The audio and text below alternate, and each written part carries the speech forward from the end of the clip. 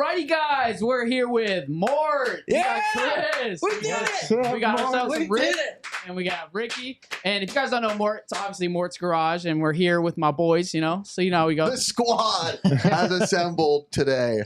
Mort, Hey, you're here. I am. Welcome. So officially on topic, Mort, we're very professional here. The first topic we have is, would hoarding collectibles be considered an investment or a problem? Now, before we answer that, tell the audience that doesn't know you, why are you here? What do you do? What the heck are you on our podcast for? Yeah. So, is there a camera that I should be looking at? All of them at once. Triple cross-eye. How you doing, people? I started doing YouTube after a couple of things. Number one, I was a part of pixelgamesquad for a little while. And before that, then we kicked you out. Couple episodes of Retro Liberty. No, people have said, why don't you do pixelgamesquad stuff anymore? I'm like, just creatively, I wanted to do all the stuff, which you can see on my channel, and we weren't really able to do it. That was right around the time when the algorithm, you were really kind of going, all right, I need to maximize my time better. Yeah. And so you really started focusing on hunting videos. And I was like, what about this thing called Garbage or Gold? Or what about this other thing? And you were like, seems cool, but I don't know. And then I was like, I just have to do my own thing.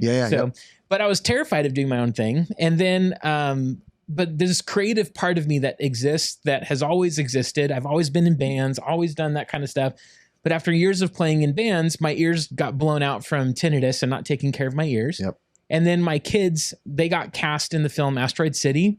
And that for me was like, that was like being awake in my dreams to be a part of that experience, because I don't just like movies. I'm a cinephile. Like, I love films. So when my kids are very active in the entertainment industry, they've been on about 10 or so different TV shows like Shameless, Jane the Virgin, Grey's Anatomy. They've been on Grey's Anatomy for like 7 seasons as Meredith Grey's daughter. The one I know that's their longest running, right? And while this is all going, I said to my wife, wouldn't it be crazy if they got in like a Wes Anderson film? And then I got a voicemail from Wes Anderson on my phone. I was like, oh my gosh. I remember when you told me that. I was like freaked out. Yeah, you couldn't even get your sentence out to me. I could not. Yeah. And so we ended up there, and I came back. I was like, I need to do something creative. And so I started talking to you more and saying like, hey, like, what are you using to edit on? And then I edited a video of my family just to kind of see if I liked it. And I was hooked from moment one. I was hooked. I started posting videos, started posting a lot of extra stuff, and it's now built to a channel that's really active. Yeah. I've been able to, honored to be a special guest at a couple of different conventions. I've been able to have all of these incredible experiences on the channel, and I'm just, if it feels like it would be cool, I'm doing it. So yesterday, I had a video post with the lead singer of the band Thrice, Dustin Kensrue, and that was super rad and fun. But it's also kind of like, this could be, there's just lots of directions that this can all go. And what I love about YouTube is I can really take this in so many different directions. So a lot of people knew me before as a guy with a lot of video games in his garage. And so the name Mort's Garage just sort of naturally fit. Mort is from the film Waiting for Guffman. Yep. And so it just kind of all fit. And I was just like, all right, I'm in. I'm like fully bought in. And now this has grown so much to a point where, professionally speaking, I'm transitioning over to doing this full time. Yeah. Where like I'm like doing creative direction with other brands, doing advertising. I use an example a lot to people when people are like, I'll talk to my wife, like someone who's not involved in like the YouTube space or doesn't really care about that stuff. When she's like, how do you know if like somebody's good at editing? Yeah. And she's like, do you know? Asking me. And I'm like, I use you as an example all the time. I'm like, Mort's one of those guys I knew immediately when he started editing. I'm like, okay, he gets it.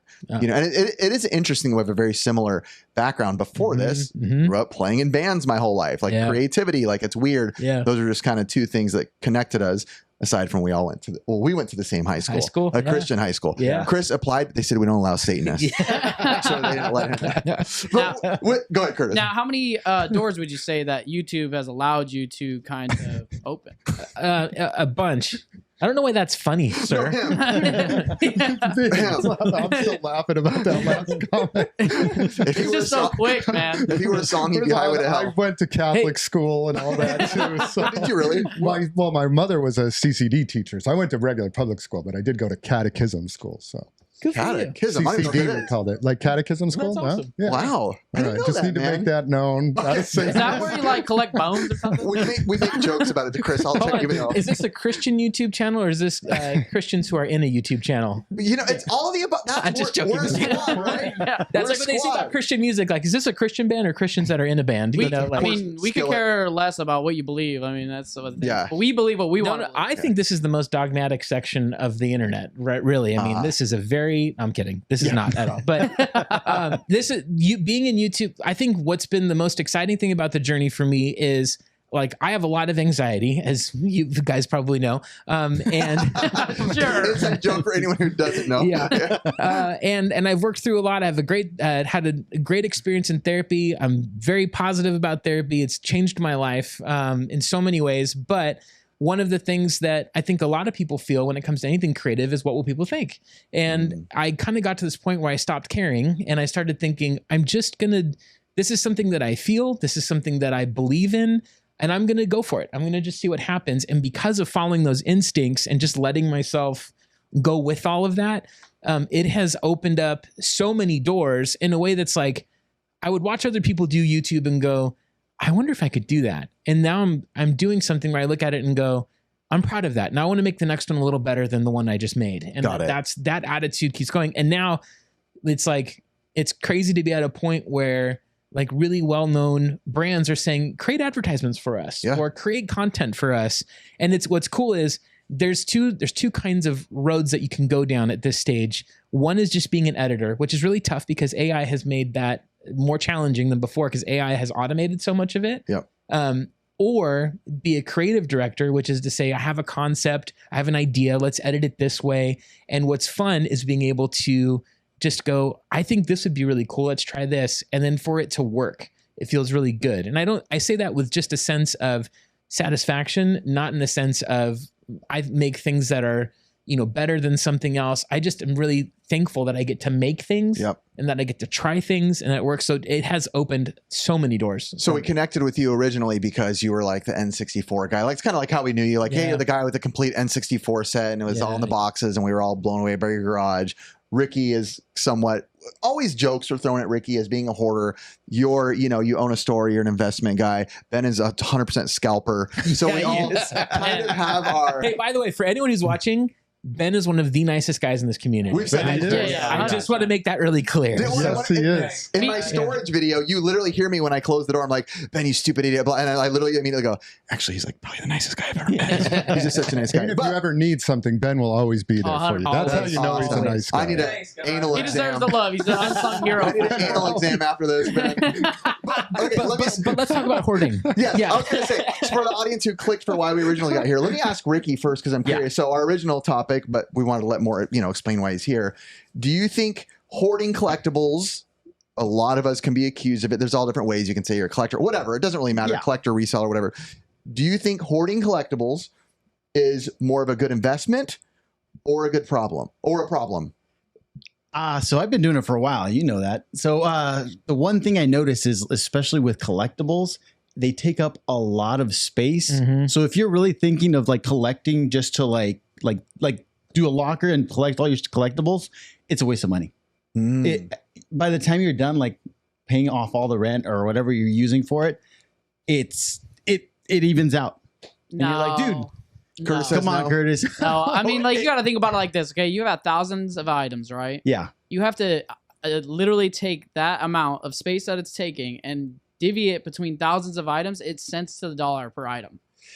So it doesn't really make sense to take up your home if you have like me, I have shed, so it doesn't matter to me. I'm like, oh, I have the shed. So are you out of space though? I'm almost out of space. Yeah, he's almost out of space. Definitely I'm out of space. And when I pull out stuff out, some stuff went up like an insane amount, but there's stuff that I'm looking at, I'm like, this went up like $5 from 10 years ago. So that's my biggest gripe with this. And I'm probably calling out myself, everyone in this room, the audience. I'm aware, but there's so many times, and I've been so guilty of it.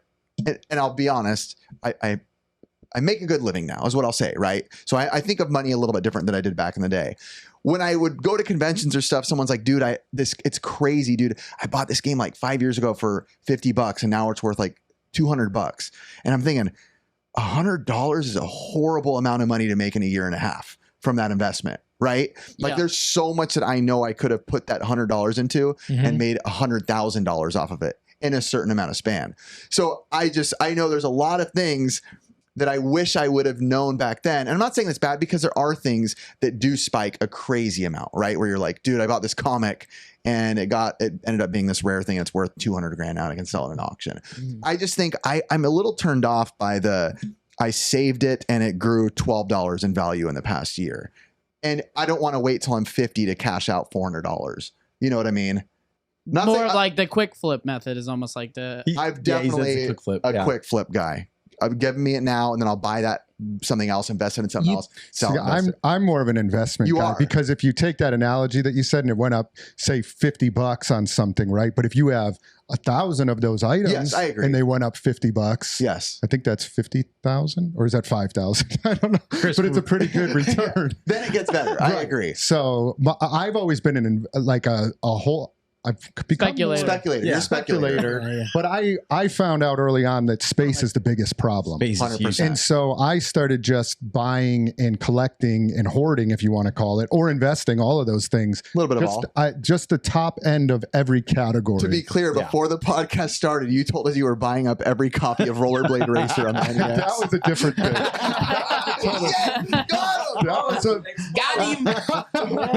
That was a market manipulation experiment. That's what that was. I wanted to see if you could control the market on a certain game, and we're so canceled, bro. But I did try doing that. Not anymore. But we were talking about Rollerblade Racer on NES, and it's a pretty rare game, actually. But it's cheap. I'm curious on your thoughts, Mort, as a collector as well. Okay, when we had this question posed, I was thinking of it one way, but now it's going another way. Okay. So I had all of these thoughts formed about it the original way. First of all, you just don't know. You can't speculate. You don't know Chris, when a game is going to go up and when it's going to not, and how much it's going to go up. If we all knew that buying the recent Final Fantasy VII Intergrade, I think it was, that came out, was going to explode in value by what, like 400% or 300%? Yeah, I think they're selling like what, $200 to $300. $200 to $300 now. Sure, we would have all bought it. But like, we don't know that. Most Square Enix games, usually you buy them and then they mass produce them and they're $10-$20 for a very long period of time after it has its initial release cycle. So I think you just don't know. What I take issue with is this term hoarding gets thrown around a lot.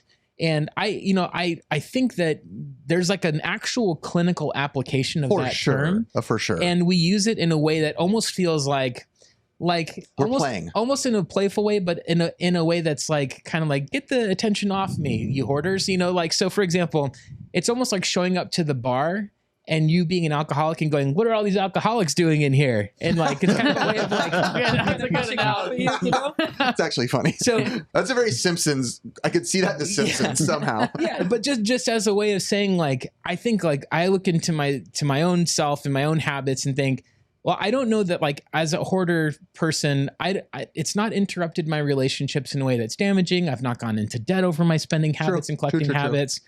So I don't think the term hoarding is right. I think the term accruing is the more accurate word. True. And we're accruing this stuff. And then it leads me to this like existential territory. And in my brain, I'm like, okay, what am I accruing all of this stuff for? Like, there's a lot of things you can accrue in this world and in this life. And the things that I'm accruing, what gives me the best investment, not only monetarily, but in other manners, emotionally, spiritually, all that kind of stuff. Because anytime you devote to something, anytime you say yes to one thing, you're saying no to something else. And so I think it's more like accruing things is the better word for collectors, because that's what we're doing. We're going to the swap meet and we're accruing all of these items. And hoarding is kind of a funny way to joke about it. But ultimately, and there's people who are really struggling with that. And there's something important about that. But really, when you think of like what it means to accrue something and to spend time and storing it up and then hoping that it has value, I think then the conversation becomes a little less hyperbolic and a little more literal and a little more accurate. And then I'm like, oh crap, I am accruing a lot of video games, and I do have a lot of video games in my possession. To what end? Now, the other problem is this. I think you can invest in this because this whole thing, these video games have changed. The essence of what it is that we're going after with video games, they have changed from being video games to being collectibles. And that's something that I think is a real pain point for a lot of our friends, And those that are not in an area where we have swap meets where every weekend we can find the stuff at below cost. 100%. If you're in the Midwest or other places where the weather forbids weekly swap meets, finding this stuff is really hard to do. And I think that can kind of leave people going, like, being really frustrated and seeing all of this other stuff happening that we're finding all of these things. But ultimately, I think it just, when you change the terms to being about accruing and investing and all of that, I think then it gets just a little more, I don't know. Ricky's a hoarder. I'm a hoarder. No way. See, look, I hoard because I like this stuff. Like, I love it. Like, don't go out there and just buy like stuff when you think it's going to go up. I just buy it. I'm like, oh, I like it. Cool. Let's get it. Yeah. But like, I go for it. But if it had, I think the key thing is value. If it had no value, would you still buy it? Like, would you go out and collect leaves? Mid-low trash leaves or something that has no value. Ricky and I pick up some pretty dumb stuff. We do pick up some that most people don't care about. But I think the reason we buy video games and this stuff is because of value is so important to it. And I mean, if you were buying stuff all the time and it was going down in price, would you continue to buy it? Right now, we're going for NES set and it's kind of going down, but I'm enjoying buying it. Right. Yeah. So there's a couple things. Because with it. One is the collectability of buying this stuff. For me, the NES thing is purely like an attachment to what that console is. Like right now, I'm not caring at all to collect anything else. Like everything else is just for sale, so I can buy. And you're not doing it for the value of. You're doing it because it's the complete collection and it's fun to do. That's right now. My brain has a heart. I'm pointing over there because they can't see. That's all my NES. He's just pointing at me. It's okay. just. You know what I learned from that whole conversation? Mort is way too smart to be on our podcast. Yeah. I would say that he put a little bit more thought into it. You know? He's smart. We're all. He's like, actually, guys. We use generalized terms just to put everybody in. He's a smart man for sure. Hey-o. Yeah, no, that's good. Are any of you guys stock guys? Does anybody buy stocks? I have stock. You do? I do stock. Anybody buy stocks? No, I'm a pension guy, you know. You do. So like stocks, I would like use the analogy, like stocks, you're investing, right? You would all say we're not collecting stocks, right? But it takes up no space, which is nice. Yeah. But when I look at video games and other collectibles, what I see is like, I can go buy a stock for like the average price of a stock might be $100 to $400, right? Then maybe $50 to $200, right? So it's comparable to like what a video game might be worth. Or Bitcoin. But that's Bitcoin's $70,000. Retro Rick's channel tells a lot about Bitcoin MicroStrategies. They did. Yeah, I actually unsubscribed to his channel because of the direction that it took. But when I look at collectibles, to me, it is like another investment. But there's one thing that's different between buying stocks and buying collectibles. Buying stocks is not fun at all. Yeah. Like there's no. I think some if you're a like stock guy, I mean, I sit on my phone on Robinhood and sometimes I'm buying stocks, but I'm like, there's not much. Oh, that's why. You got to be like what you see in a movie, like a giant, like or just a robe on a giant landscape of on your home on your computer, grids going off the side. No, it's literally just on your phone. Like, oh, Amazon looks good, Google looks good. Yeah. But when you're out hunting and buying games, like there is so much more fun to that. For sure. And when I'm buying stuff, and I like to see like accruing, like you said, but I like to see the appreciation and value. Yeah. If I was buying all this stuff and then it was depreciating and be like, well, what am I doing this for? So I do think the appreciation and value. That right there is the thing that I think, keep going. I'm sorry. Keep going. But the appreciation and value, like if this stuff wasn't going up in value, would we still be buying it all the time? I've maybe if you were playing every single game, right? But I think that you have to account for some of the appreciation and value and stuff is why we continue to collect and buy this. But that right there is, I think, the reason why people feel so angry and upset is because some people think I'm buying a video game. Some people go, I'm buying a collectible. A collectible is anything that has more value than what is originally worth. Agreed. And so anything that so I'm exploring on my channel right now. I'm doing this series where I'm trying to find the last thing from my N64 set which is the manual for Clay Fighter Sculptor's Cut. It's a like $5,000, $6,000 item. It's crazy. Costly. I already bought up the market, man. Yeah. Thank you for that. So, but what I'm like, that's a weird thing. Like what, like with you, like right now, it's strange to buy all of these games that you will likely never play all of. Yeah. It's a weird thing. I try to play them though, but yes. But it's a weird thing to get all of this stuff. And so then I'm like, I'm going to use this on my channel to go through. So every week on my channel, there's a new something about collecting that I'm trying to go. It's like the one that I'm editing right now is about like define the collectible and what makes something have value, and trying to kind of really just like analyze this in myself, because I think it's also analyzing our community as collectors, not just gaming collectors. This is everybody. Like people collect classic cars. like no one is collecting a graded comic book because they want to read it. They're collecting it. You collect comic books. I do. And he grades them. But so I think a lot of people feel burned that like, oh my gosh, these aren't, I thought I was buying a video game. It's like, no, you're buying a collectible. You can play your collectible, but it's ultimately a collectible. And that, like it or not, I think is the part about this that makes it so, brings about so much anger towards everyone, because I think a lot of people are seeing people buying collectibles and it's like, you're buying this thing that meant a lot to me in my childhood and you're exploiting the value of it and calling it a collectible, and it incites all of this rage. And it's like, whose fault is it? It's these people's faults and everything. And it's like, I can't control that necessarily, but I don't know. There's a whole road to all of it. I agree with all of that. And where it gets messy is it does, like when I first started reselling video games, I think people looked at me as like extorting or like misuse.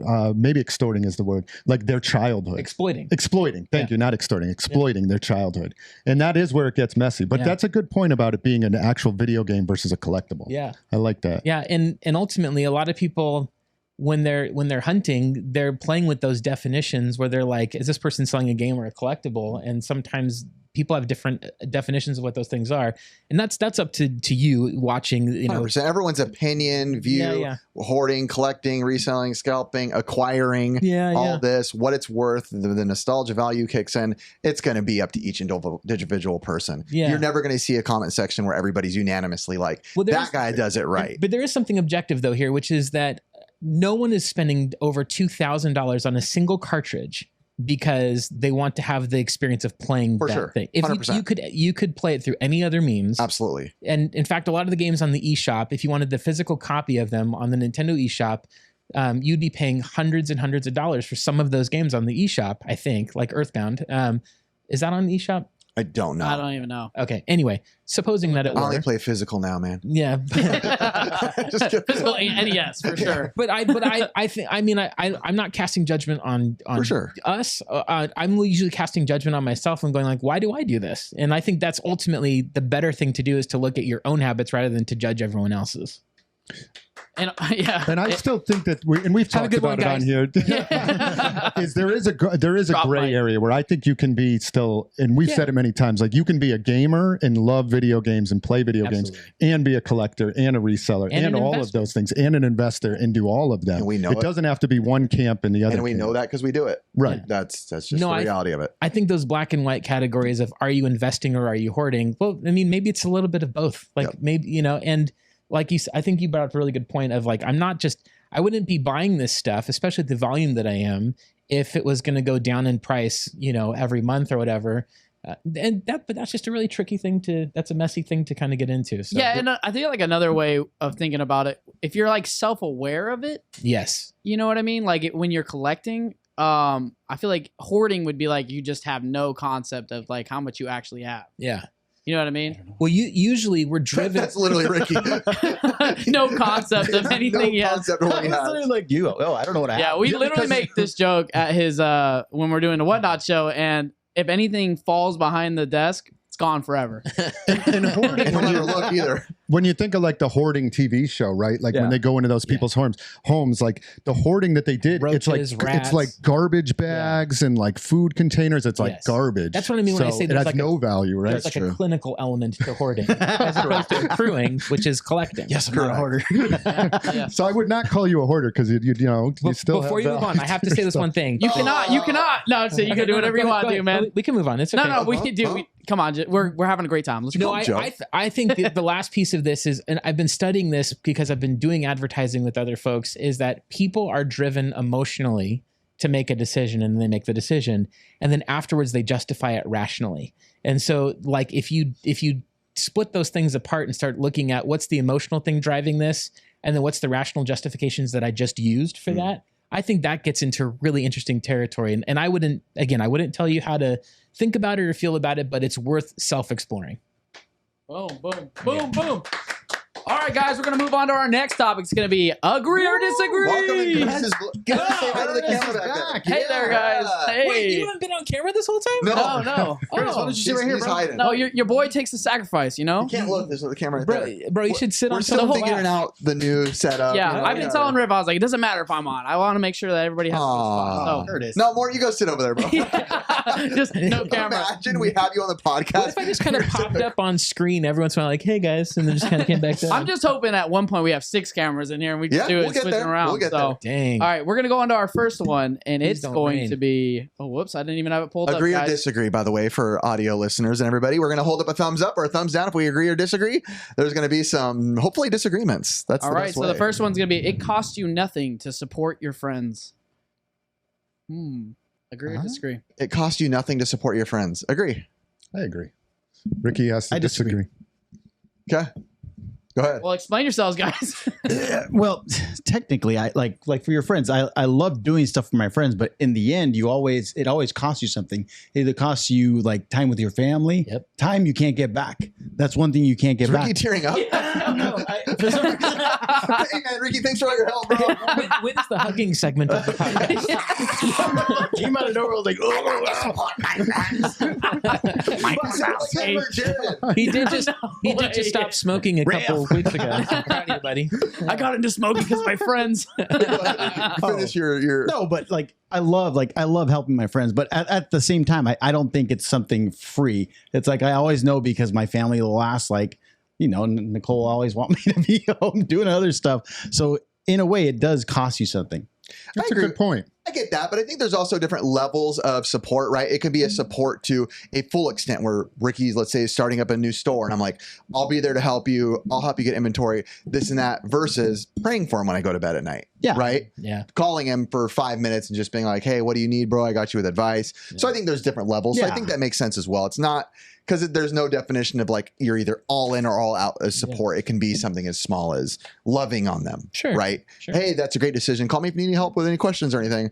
But it doesn't have to be financially. It is timed to be supportive of friends, but I guess I don't look at it as like time wasted. When you're supporting your friends, it's almost like that's pretty valuable spent time. Yeah. So I wouldn't look at it as a loss. That's the way I would. But it is a good point. It's a cost. It is a cost. So Ricky's saying we cost him a lot. He just wants to give love. I almost lost my marriage because you guys.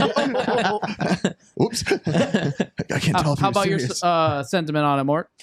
You know, it costs me money to eat food, but it doesn't take away that it's nutritiously valuable to me. And so in the same way, it costs me something to give to others, but I still think that there's value in that. And so I think being intentional about the cost, but it still costs me something. It's like being here with everyone is a total pleasure and delight. Like I've been counting down to this moment, but this is also time I'm not spending with my kids. Yes. So this isn't supporting a friend who's going through a tough time, you know, or like when your room flooded, people were here helping you, you know, deflood, but people probably did it because they love you and they love supporting you and everything. But that cost them time away from things. When I texted you about it's not a bad cost. When I texted you about my room flooding, I saw your phone switch to do not disturb. Oh, that's so weird. I wasn't paying my bill and then it must have turned off. Yeah, that makes sense. That makes sense. Classic me. Right. We're gonna go on to the next one. It's gonna be Microsoft will disrupt the gaming world by teaming up with Nintendo. Microsoft will disrupt the gaming world. So there's a lot of rumors about Microsoft joining Nintendo and Game Pass possibly coming to Nintendo. Oh, I had not heard about Mort that. says no. I'm going to say no as well. No. It would disrupt. It looked like Chris just lost somebody. He's like, what? Yeah. So you guys are in favor of that? No, not if we're in favor. I don't think it'll disrupt the market. Yeah. I think it would. I haven't read much about it, but I feel like that would be like, what do you mean define disrupt? I mean, like, you know, other companies like Sega who are trying to rebuild and Sony who have been pretty much on the standstill with their company. I would say PS5 has been doing all right. But as we progress, if Xbox is going with Nintendo, what will happen? Will it cause a big something? Will it be a big, the shift in gaming? Since it used to be just Xbox versus Sony. You're going too deep, Chris. No, I mean, I think that would have a big disruption. I don't know if it would be good or bad, but it certainly would have a pretty big impact. What do you think? I would be nervous if I was Sony right away. I'd be like, oh, shoot, that's like your two big competitors joining forces. So first of all, I wouldn't like it. Are you guys in favor of that? I don't even know if I'm in favor. My brain just more thinks that I feel like as time progresses and there's so many third-party companies that a lot of this is going to get meshed into one eventually. That's kind of how I think. I also think we're not going to have consoles very long. Yeah. I think we might be out of the last console generation right now. Yeah. I don't know if there'll be more. To me, Nintendo is so beloved of a brand. Like, I wouldn't want to see it mesh with Microsoft. Hey, but Microsoft I feel like that could be just bad for the brand, but maybe not. I don't know. Ricky? Hey, but think of this Gears of War, but you're Mario, or Halo when you're Mario. Okay. It's Licensing twists. Die. I think it's interesting because, I mean, you see this large buyout of developers that Microsoft has been doing, and it could be in benefit by joining Nintendo, who has a loyal force. You know what I mean? By integrating like Xbox Pass, right, or whatever Game Pass it is. I mean, Like, who do you think would benefit more from that? Microsoft? Or Microsoft. I don't Easily. think Nintendo benefits that much. I mean, I love Microsoft, but think of the big titles they have. They don't have as many titles as you'd think. Halo. Most of the titles are the same as PS5 and Microsoft. Yeah, I don't think it'd be first-party games that would be what makes Nintendo benefit. I think it'd be like Microsoft's digital infrastructure. That there's, using their servers, they're using their delivery services, maybe even graphical technology. I mean, you cannot. Physical media is dead. Like in terms of going forward in the future, I get think waxed Retro Games Plus. That's terrible.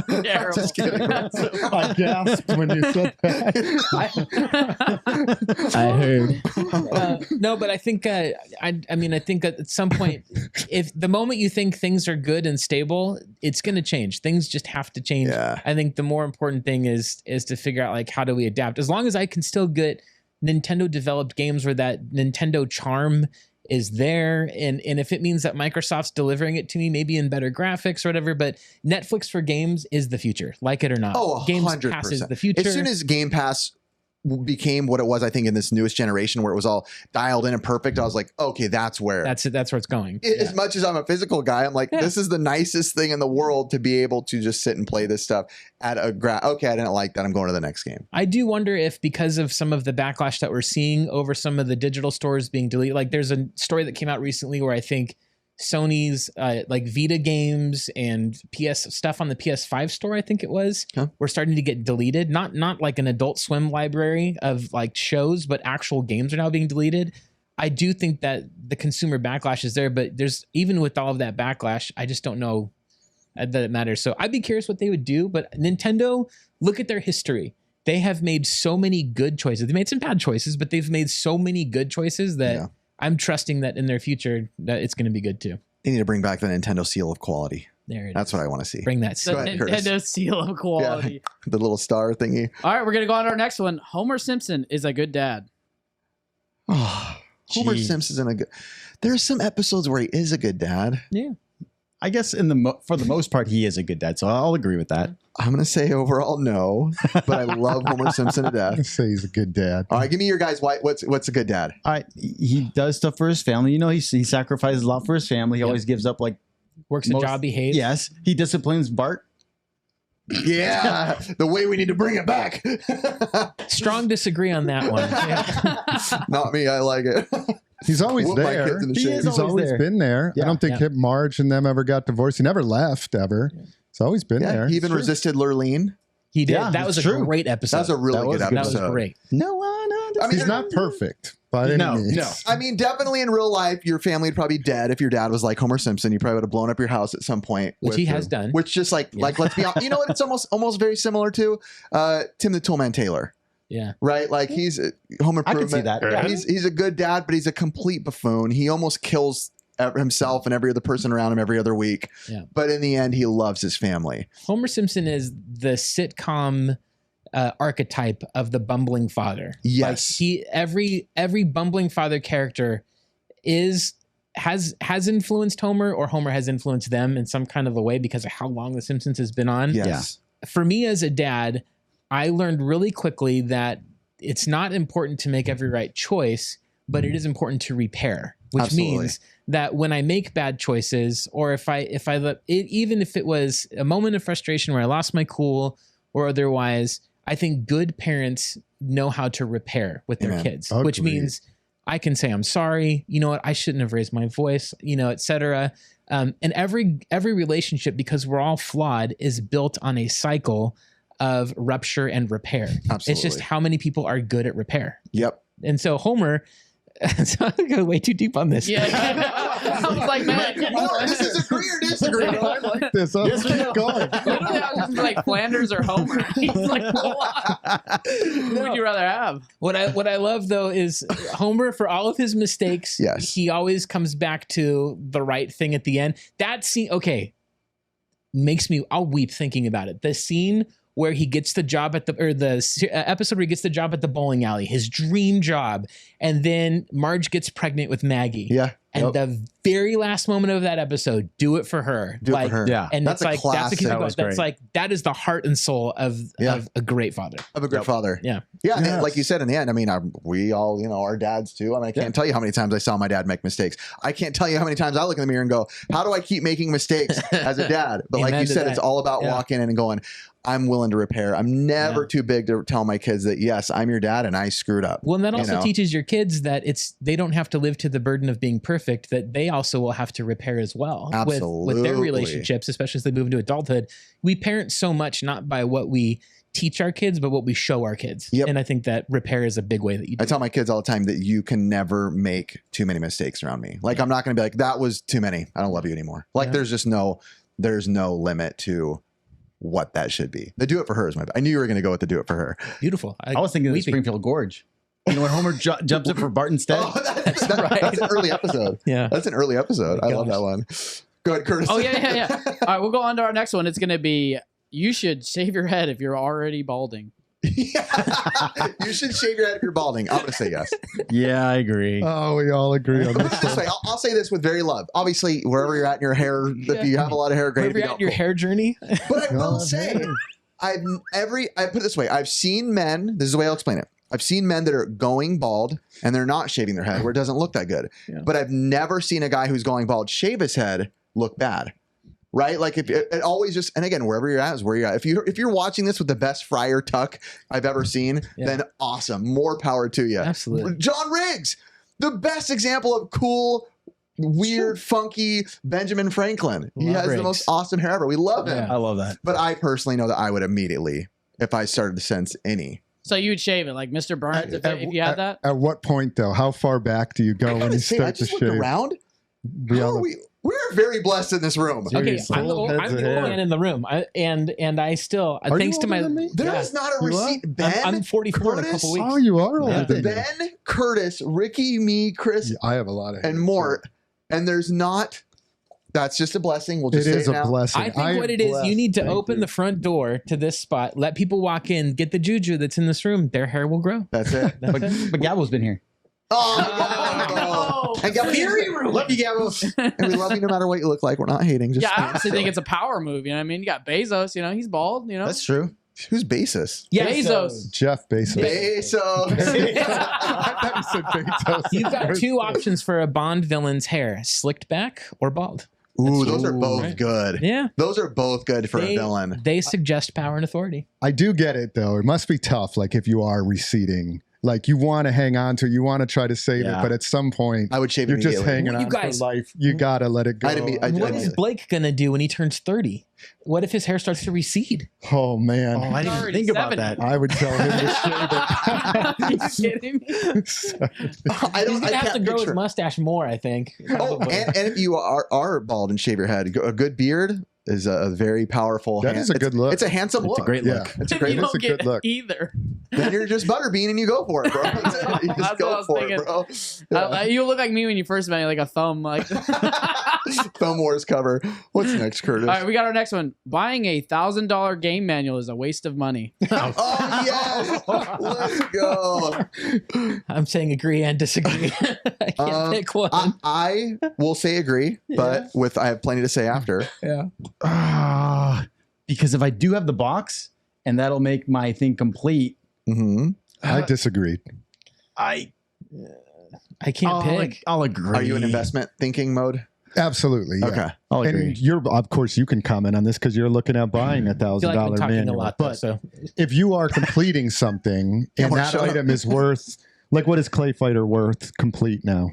It depends on condition and everything else, but let's just ballpark it around like 10. 10. Oh, jeez. Yeah. I'm gonna look $10? Yeah, $10. Yeah, that's what I was thinking. Which not Chris to used to have brag, one. but I do have a complete one of those. I know you do. You've rubbed that in my face more than once. I have one of my videos recently opens with Chris going, "Oh, you don't have the manual, but I do." That's right. You got to get it graded, bro. Didn't you end up finding like a crazy manual? Well, like, that just random? manual that you're looking for, Yeah. that one was, I had a, same as you, I had a cart and I had a box. Yeah, a lot of And they people had do. been pieced together separately. They didn't come in. At one point, somebody traded in a box. And in the bottom of a trade-in of a bunch of random games, at the very bottom was a Clay Fighter Sculptor's Cut manual that probably was dropped in there from like a Blockbuster rental or something. Maybe. And there was no game, no box, nothing. And it completed it for me. So I didn't pay $1,000 for mine. Yeah. Was I prepared to pay $1,000? I was. I would have done it. I would have done the same thing you're doing. Yeah. So I think it's a good investment if it is completing something that's worth it. I'm in a place where we're obviously going for the NES set to where I've told myself I'm buying anything that is worth that I want to pick up for the NES, which is going to be everything, just because my mental state is like, I want to have every NES item. So I'm aware I'm going to be paying stupid money for something that may never be worth that much again. It could completely, nobody could care in 20 years. Maybe it'll go up. So I agree that it's a waste of money, but I'm more than willing to do it because it just brings me enjoyment. Yeah. And I know it's a lot of money to bring enjoyment right now. Yeah. So even though I agree it feels like a waste of money, I'm with you guys in the fact that like, it's just part of it. And everyone has their hobbies and their quirks, and ours might look stupid to you, but some look stupid to me from an outside perspective. So Sure. It feels nice to complete something too. Yeah. Like if you have a, you know because you're going. that's how I felt when you came in my life. Do you say like How was setting? your manual? Now, would you say that like going for this goal has kind of revived a little bit on like a challenge in your in your channel for YouTube? So it's the best thing. I knew this. I knew from the beginning that if I were to get and find a storyline that could connect all of the hunting episodes together, that my channel would grow. Every single episode in this series has cleared 10,000 views in the first week. One got over 30,000 views. And before that, I was getting like between like 5 and 8 on average. And every once in a while, one would pop up a little bit. Doing it for the views. So doing it for the views, 100%. Don't care. I'm not a gamer. But it's also like, I was like, I'm not going to just take this as an opportunity to be like, flip my way to a collection. I was like, I want to drill down on this a little bit. So Cool. yeah, but I think it's a waste of money in that no one needs a $1,000 item that's utility is what a manual would be, unless it's to like repair something, that you need for your job. But for a video game, of course not. It I can't deny that, if I would have spent $1,000 on this manual a few years ago, that money would have 5x'd by now. Yeah. And it depends on how you look at it. You never know. So, it could go like this. It could go straight back down. I mean, You if I had to buy one, I would say I'd self-aware, admittedly know that this is not the best use of my funds. However, I still think it's worth exploring that more deeply than just like, oh, you hoarder or you collector or whatever. I think like I want to learn this. I want Ben in this for this because I know Ben. Ben, let's just say, what happens when you want to do with your money? Oh man, you just do whatever you want with your money. That's what happens. That's Ben always. Ben is always do what you want with your money. I like it, Ben. Yeah, I mean, true. You could have all kinds of logic to it, and that's great. But at the end of the day, you should be able to do what you want with your money. That's really the simplified version of all this. Is like at the end of the day, we can all hyper analyze what we're doing, but it's like it's my money. I do what I want with it, bro. I kind of like this setup because I can just pass the mic to Ben. Well, no one can see you guys. I know. So we can be really doing anything we want. With your N64 collection, is the manual the only thing missing? Are all the other games complete? Everything else is complete. All manuals. Dang. So it is Everything. the last It's the piece last of the puzzle. piece. Yeah. Dang it. And I'm just holding it over your head. He is. He is. Like a good friend would. Like a good friend. Chris is there. Maybe I would be there. Maybe. I'll just say it, throw a maybe out He's there. just saying on the Maybe. podcast. I'm building up the funds to pay for it. So like, I'm not looking for favors because I have to feel the weight of spending the money on it. Cause that's a part of reflection too, of like, I just spent X amount on this. there is a little, I don't know. There's a lot to the whole thing that I think is worth. See, if I did give you mine or you bought mine from me, then I would have an empty hole in my life now. And then I'd be like, shoot, now I need to fill it. Well, I did. I felt like I always had an empty hole, kind of like what you're feeling like. I'm like, I'm never going to complete empty hole in empty box. hole box. I know it means nothing, but I did feel like I was like, I'm never going to complete this thing. So when that manual did come in, I'm going to call you out. When I found your second copy of Little Samson, you're like, I didn't even know I had that. You were not filling any holes. You were just having stuff and hiding it away. But that one I did. That one I always knew that there was like that manual. I was like, I'm never going to find that manual. Yeah. It's a tough one. Not an empty hole. Like, did you lose that with Retro Rick? What's that? Did you lose that one with Retro Rick, or you still have that? I thought that was a cartridge. Oh, okay. Just a cart. Get waxed, bro. It sucks. That was. I'm sorry, dude. That was. What I really admire about both your guys' channels is you guys are showing how that you're going to be basically doing this out of pocket for free. Almost, essentially. Yeah. The only thing that you're spending on is time and doing all the work to find the stuff to be able to get the stuff you want, right? Yep. Yes, it's true that it's an expenditure of time. However, it is for me truly recreation. I enjoy this so much. I love going and seeing stuff. Yep. Like that's such a part of it and just going and seeing what's out there, even if I don't buy much or if I don't buy anything. I just like being out and going for the walk. I like seeing everybody. Freaking fun. Like that part of it. But then just the fact is that here, why wouldn't you? With this treasure hunt of a community around us, every week I feel like we could trade text messages on, I found this today, I found this today, I found this today. And it's not always like the $5 item at a garage sale that's actually worth a lot more than that. Sometimes it's just, hey, a collector sold me this, or, someone is getting rid of a collection, I got that.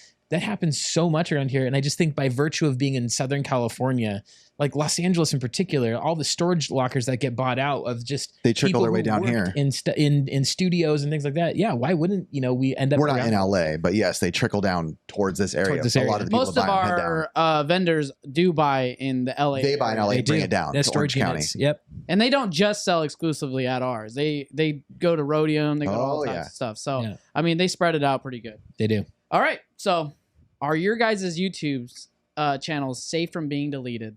Oh, new topic. Goodbye to these. Here we go. So this is obviously coming up, and you're going to push this video, right? Like this will go. Oh yeah, this one will be the one that goes. So Retro Rick, for anybody who doesn't know, one of my best buddies in the world. Channel got hacked. Big time. It got hacked. It's currently at the time of filming this. It's called MicroStrategy. No, it's back. He was supposed to get back tomorrow, but it's back now. I found it today. Okay, as so he's Retro back. Rick, he's back. Okay, he's back. Yeah, it was supposed to change tomorrow. They originally told him it'd be the date, which is tomorrow, which doesn't matter to them. And we are pushing this video out a little bit sooner. So, guys, Mort's Garage is here. So shout them out. Dude. Oh, yeah. For our audience, we're putting this video sooner than the whole podcast because it makes sense because of the timing. Yeah, good. Retro Rick, long term, got deleted. Yeah. Crazy story. Go check out Retro Rick's channel if you want to see some updates on how it happened, what happened. Little clickbaity, though. Okay, a little clickbaity on that one. Smart man. I'm just joking. I'm joking. I mean, wait, pause. Yeah, I do the same thing. Pause. I'm just saying. Did you watch? Of course not. There you go. Oh, liar. Mission accomplished. But basically, I'm very curious as like creators, you're a creator, you have your own store, Ricky, you're on our channel. The podcast is a whole nother channel. Mm-hmm. Like, I feel like the answer is no, like nobody's safe really from getting hacked. It's a crazy world that's ever evolving. I'm sure AI is going to be used to do it, but like 100%. Where does your heart go? You get hacked, say we got hacked, and say it's gone. Mm-hmm. Say the Retro Rick story was gone, terminated. You're not recovered. Do you think as like content creators and what we do, I don't even know if I like that word, but whatever, like, do we rebuild, or is it like such an exhaustion to feel that weight of starting over? Your stores get taken over. Pixel Game Squad gets deleted. 115,000 subscribers gone. What do you do next? Switch the podcast channel? No, I wouldn't do that. We kind of already did it, though. If you think about it, Retro Liberty. Yeah, it was much smaller though. Back then, that's 40,000 subscribers we had on our original channel. Yeah, it was like 40. It's just such a different time on YouTube that I would probably redo it again. I would redo it again, but I don't know if I'd have the mental capacity to put what I do in right now. Mm-hmm. I think it'd almost go like vloggy style of collecting for the NES set, because I don't know if my brain has the mental wherewithal to kind of go through it again.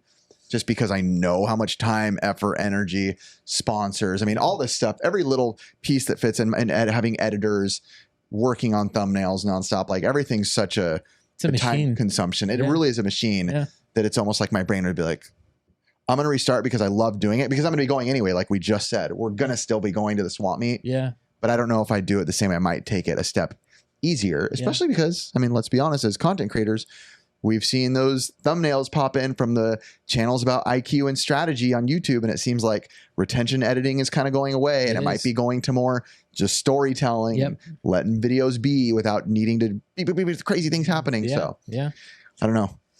Yeah, I would be very sad. I think part of it is how much of YouTube is creatively. It's so interesting. It's not TV and it's not films. It's YouTube. It's its own different way of doing things. There's a more personal element into it. And for that reason, personally, it would be different than like if your show got canceled because like you were finished a story arc, or, there wasn't enough reason to keep it going or whatever. And, there's a part of you that would be sad about everything that's behind it being gone. But ultimately, I think part of who you are is you would come back roaring, I think, like with a new channel, because ultimately people just want to see what you're up to. And how many subscribers do channels have that are, dead subscribers, in the sense of they subscribed a long time ago. They don't really care.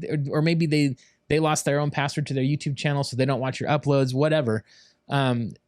There's, I think, so many different reasons why it would be interesting to restart, and then also restarting an algorithm, and the algorithm so fine tunes to finding your audience that if you started fresh, I wonder if you'd attract a different audience, or if everyone would come back. So RetroRick's Game Point. Look at that as an example. He went over there and has been crushing it. Is the word, crushing it with minimal effort. I mean, literal minimal effort and crushing it. But it leads to the question of like, what are people watching when they watch our channels? What's the audience coming to your channel for?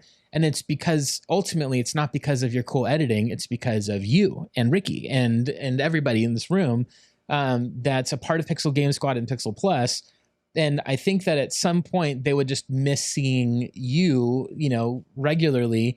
But I think for me personally, as someone who's creating content, I think there's a part of me, of my heart, that's in that. I've done what I can to archive everything. I have like my videos, backed up in other places and stuff. But ultimately, nothing is ever safe, and nothing is permanent. Not your retro video games, not your YouTube channels. Yeah. Going back to what we were saying earlier about accruing, sneak preview for those of you that need to keep tuning in. Again, what are you accruing, and what is the longest lasting parts of what you accrue, I think, is the real question. I think the hardest part would be to just feel like you lose the community, right? Because like our channel, I feel like is so based within community, again, being what we do, it's out in the physical world, right? We're not like a review channel where we're sitting at a table. It's so like, I'd feel like, oh, like we just lost so many people that we've like there's so many comments that I couldn't even tell you their name. Yeah. But if I saw it, I'd be like, oh yeah, dude, that guy comments all the time. Yes. You just feel like you know those people. So I feel like I would feel crushed trying to rebuild it. But I think you're right about that, and that's also a YouTube tip for people. I was meeting with the guy we bought the Ninja Turtle ramp from, Tyler, our buddy Tyler, OC Ramps. They're trying to help, bust up their YouTube channel. And they're like, what are we doing? How can we help? And my first advice to them, I said, make them fall in love with you guys. Yes. That's the first thing I said. Don't let your audience, they don't need to fall in love with ramps. They need to fall in love with you guys. It doesn't matter what you guys are doing, that you guys are, and it's not that like, their question was like, well, do I need to be like really funny and entertaining? I'm like, no. Be yourself. On our show, there's the quiet one, Ricky. There's me, who's the loud and annoying one. There's Curtis, who helps us with everything. There's Ben, who's like the quiet guy, but knows everything and has a secret storage, Chris, who has a weird sickness of scalping along with Ben. But that's interesting. If everyone came on and acted, that you have to have some presentation elements to the way that you talk and articulate. Yeah. But at the same time, there's people that I watch on YouTube because they're so anti that as well. Totally. That are just so dry and flat, but they're just interesting with what they have to say to me and what I'm interested in. And that's what I love about YouTube, is that it is, there are millions of videos, quite literally, that get uploaded every single day. And so finding what to watch when there's literally millions of brand new options every day, you being yourself will probably go pretty far. Yes. And you will find that audience eventually. Yeah. But you do have to have the skill set. You do have to know how to edit and tell a story and stuff and everything. But it doesn't have to be quick hypercut edits and all that. It's just being yourself truly does go really far. I think. Chris, your store, some legal thing happens. Hey, all of your stores, they have to shut down. I'm so sorry. You can rebuild if you want, but all these stores have to get terminated within the month. What is your next? Oh man, I've actually thought about that before. Like if that was to happen, there's so much time that went into it, into building my stores, and time into building your guys' channels too. I mean, all the editing that you've done, all the going out there, everything. So the time aspect is such a big part of it. Yeah. I would feel devastated. And when Rick, I talked to Rick too, and we were messaging, and he told me about it, and I just felt for him right away. I was like, dang man, that is horrible. Because this was like a few days ago. Then he didn't know if he was going to get it back. Yeah. So I just felt that like what he must have felt is just a gut wrenching loss. And I have thought about that with my stores. I don't know if I would rebuild them just because of the time and the effort and everything. I might just want to like completely switch gears at that point. What would that be? I have no idea. Buy out more expos, baby. I mean, expos are fun. I do like expos. Maybe go to switch to just expo. I've got a great idea. What you could do is you could buy a bunch of one particular game, drive the market up a little bit. Rollerblade Advice corner. It would be really, really tough. That's a tough choice. And I wonder what Rick was thinking, what he would have done. I was talking to him. Obviously, I'm his editor. You know, I've talked to him every 5 seconds. He literally texted me 3 times during the podcast already. Yeah. So he was updating me everything. He was very worried, but also very hopeful, but still a lot of emotions running. I mean, last night we were on literally just a Zoom call with me and him, just chatting. It wasn't even any specific reason. And he said when he found out they actually recovered his channel and got it back this time, he said he was physically tearing up and like crying. I would too. Because it was so much into it. And he's built so much.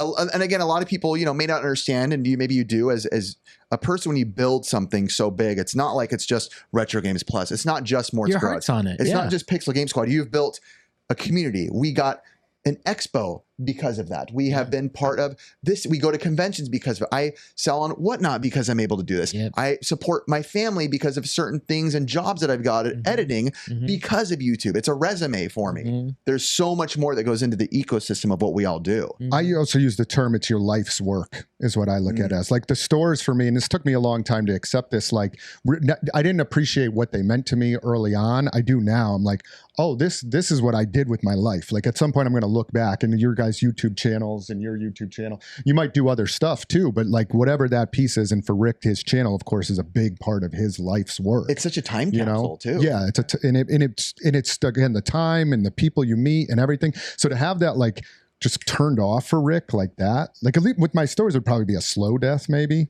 but like to be gone like that, it's got to be just like, I can't even imagine what that feels like. Someone even made a comment. They said, Riff's just jealous of the channel, so he probably hacked it, right? And I was like, that doesn't only just affect Riff, like that's also a family income of his as well, not only a friend. Yeah, Rick mentioned that in his videos. He's like, you know, he didn't say my name particularly. He was obviously talking about me and others. He's like, this is a part of other people's livelihood. People who work at his stores and people that I edit for him, you know, that's part of my income. I mean, Rick always makes jokes. Sometimes he's like, when he pays me, I'll be honest. Sometimes he's like, here you go, man. Tell your kids they're welcome for private school. But it's, you know, it's a joke. Here's $50. It is. Yeah. I was just picturing Riff with like a Russian accent. He's like all dressed like Russian. You know, like doing the videos. You know, the Tropic Thunder. He's the Tom Cruise. He's just on the other side of the line. Yeah, but I think it was, you know, what was great about it was I guarantee you, every single one of us reached out to him and were just praying for him and like totally was. Yeah, absolutely. You know, to have that core group is insane. I didn't know what to say to him. I was just like, man, Rick, I am so sorry. Like, there's nothing we can do, right? Yeah, there really is. I can't do anything. You can help him by, you know, some YouTube stuff or tweeting YouTube, but in reality, the best thing to do is just support the guy. Just support. Like, now, did he give you any advice on like how you could protect your channel? Absolutely. Or any channels out there? Obviously two-factor authentication, which he did have on. There's certain things that are going to come into play that are just going to feel impossible. But me, Caleb, Rick all now own these actual physical keys that you cannot sign into our YouTube unless you are physically have one on you. So I Really? ordered 4 of them. So I'm going to be giving one to a few of these guys in here, keep one in a safe. Dude, you guys show me how to do that. And and you have to have it physically on you to log in, or it will. There's no other way That's around it. awesome. That's really cool. And But which is scary because you can't buy. I originally bought one, and Rick's like, "Do not activate it." What if you drop it tonight Yeah. and it breaks?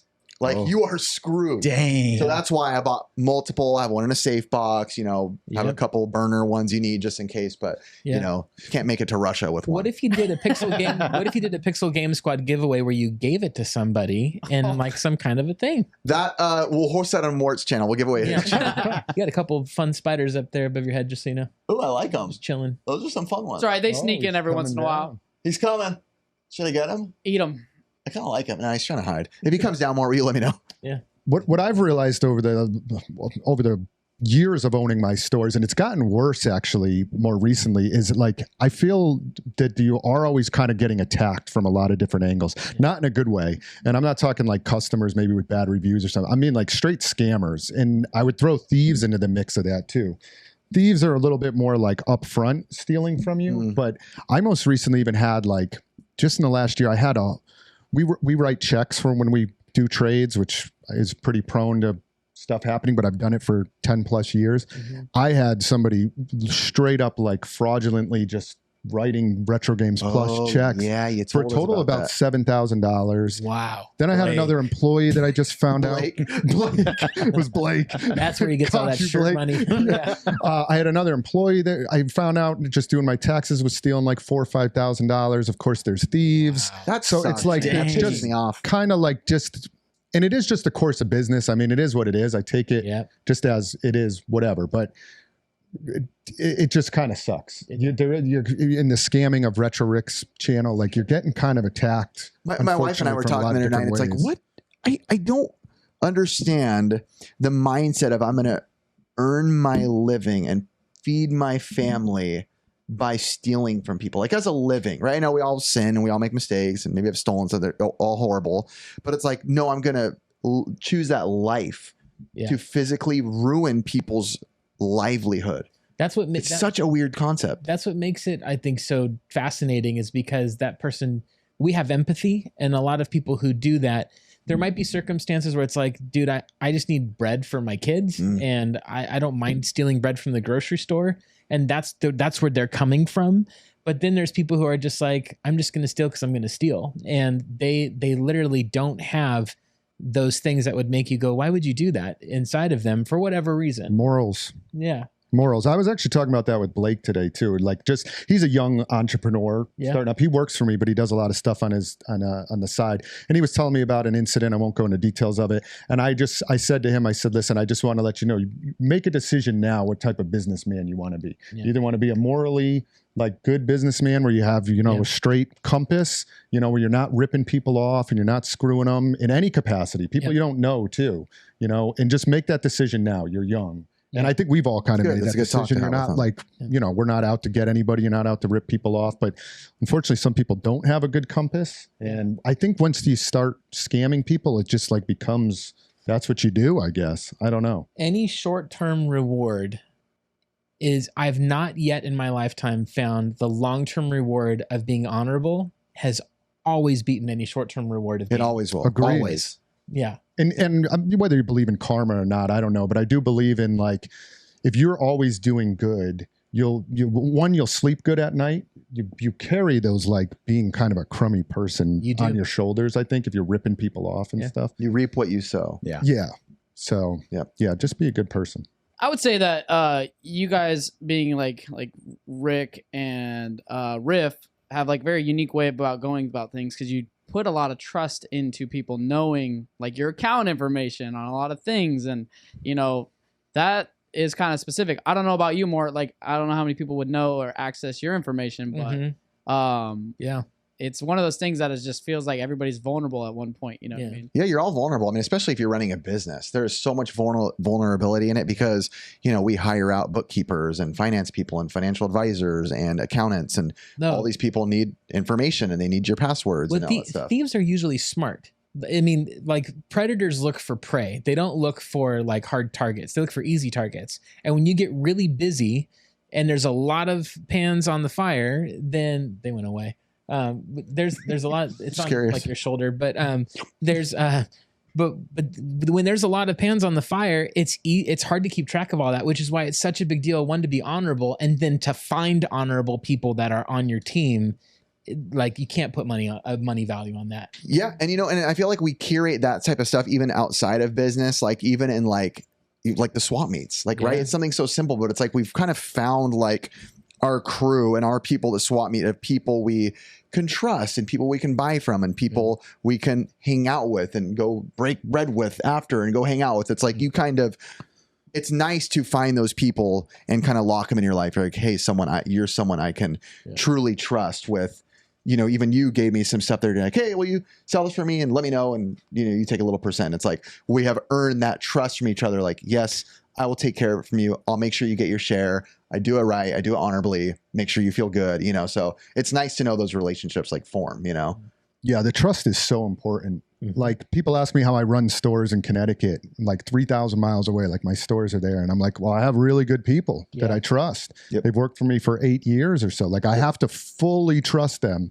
Like they have access to all the cash. They could do whatever. And you'll weed out the ones who don't. Yeah. And like I said, I had one employee that was not, but I never even met the guy. So he turned out to be bad. But with friends and stuff too, like it's a complete trust. Like there's always situations where you could do stuff, right? Like you could turn your back and I'm like, oh yeah, I want that NES game over there and it's down my pants. Totally. But like once you do it, then the trust is broken. Absolutely. So just don't ever cross the line. Once you do it once, then trust. It's over. Yeah, you can't do that to friends. That's what especially. we tell my kids if they make mistakes and stuff. Say we love you, we forgive you, but you have to earn back the trust, and that's not something you can do in a night. You have to be willing to change and do better. So yeah. Curtis, I saw Curtis. The audience can't see, but Curtis completely moved. Was crawling through. Did anybody notice him? No, I got his butt off the camera. Dang it. All right, so we're gonna move on to a fun topic. It's gonna be Pixel Game Squad and Mort's Garage Best Hate Comment. Hate comments. There we go. So are these all hate comments, Curtis? Or are they a little mix of everything? There's a little mix, a little of everything. Yeah. Oh man, this could get more of a brutal, clickbaity title. Is it a roast us segment basically? Some of it, we should have posted a roast. Maybe let's do this another time. What? We'll let the audience know. Hey, roast us ahead of time. That would be amazing. And I have you can't hurt my feelings. You could say anything, and I'll read it and smile the whole way. I don't know. Something's changed. You're not wearing shorts today, and normally that's a feature of you is wearing. Normally, I like to have people question, but Ricky's wearing shorts today. He's the first. He's full on. I would love to see if you guys can see this, because the audience won't be able to see it until later. But to see what channels these are from, so I can see that. All right. So the first one's gonna be paying 70% on your stuff. Your reselling is wild, boys. Sometimes you need to walk away no matter what or how cool it is.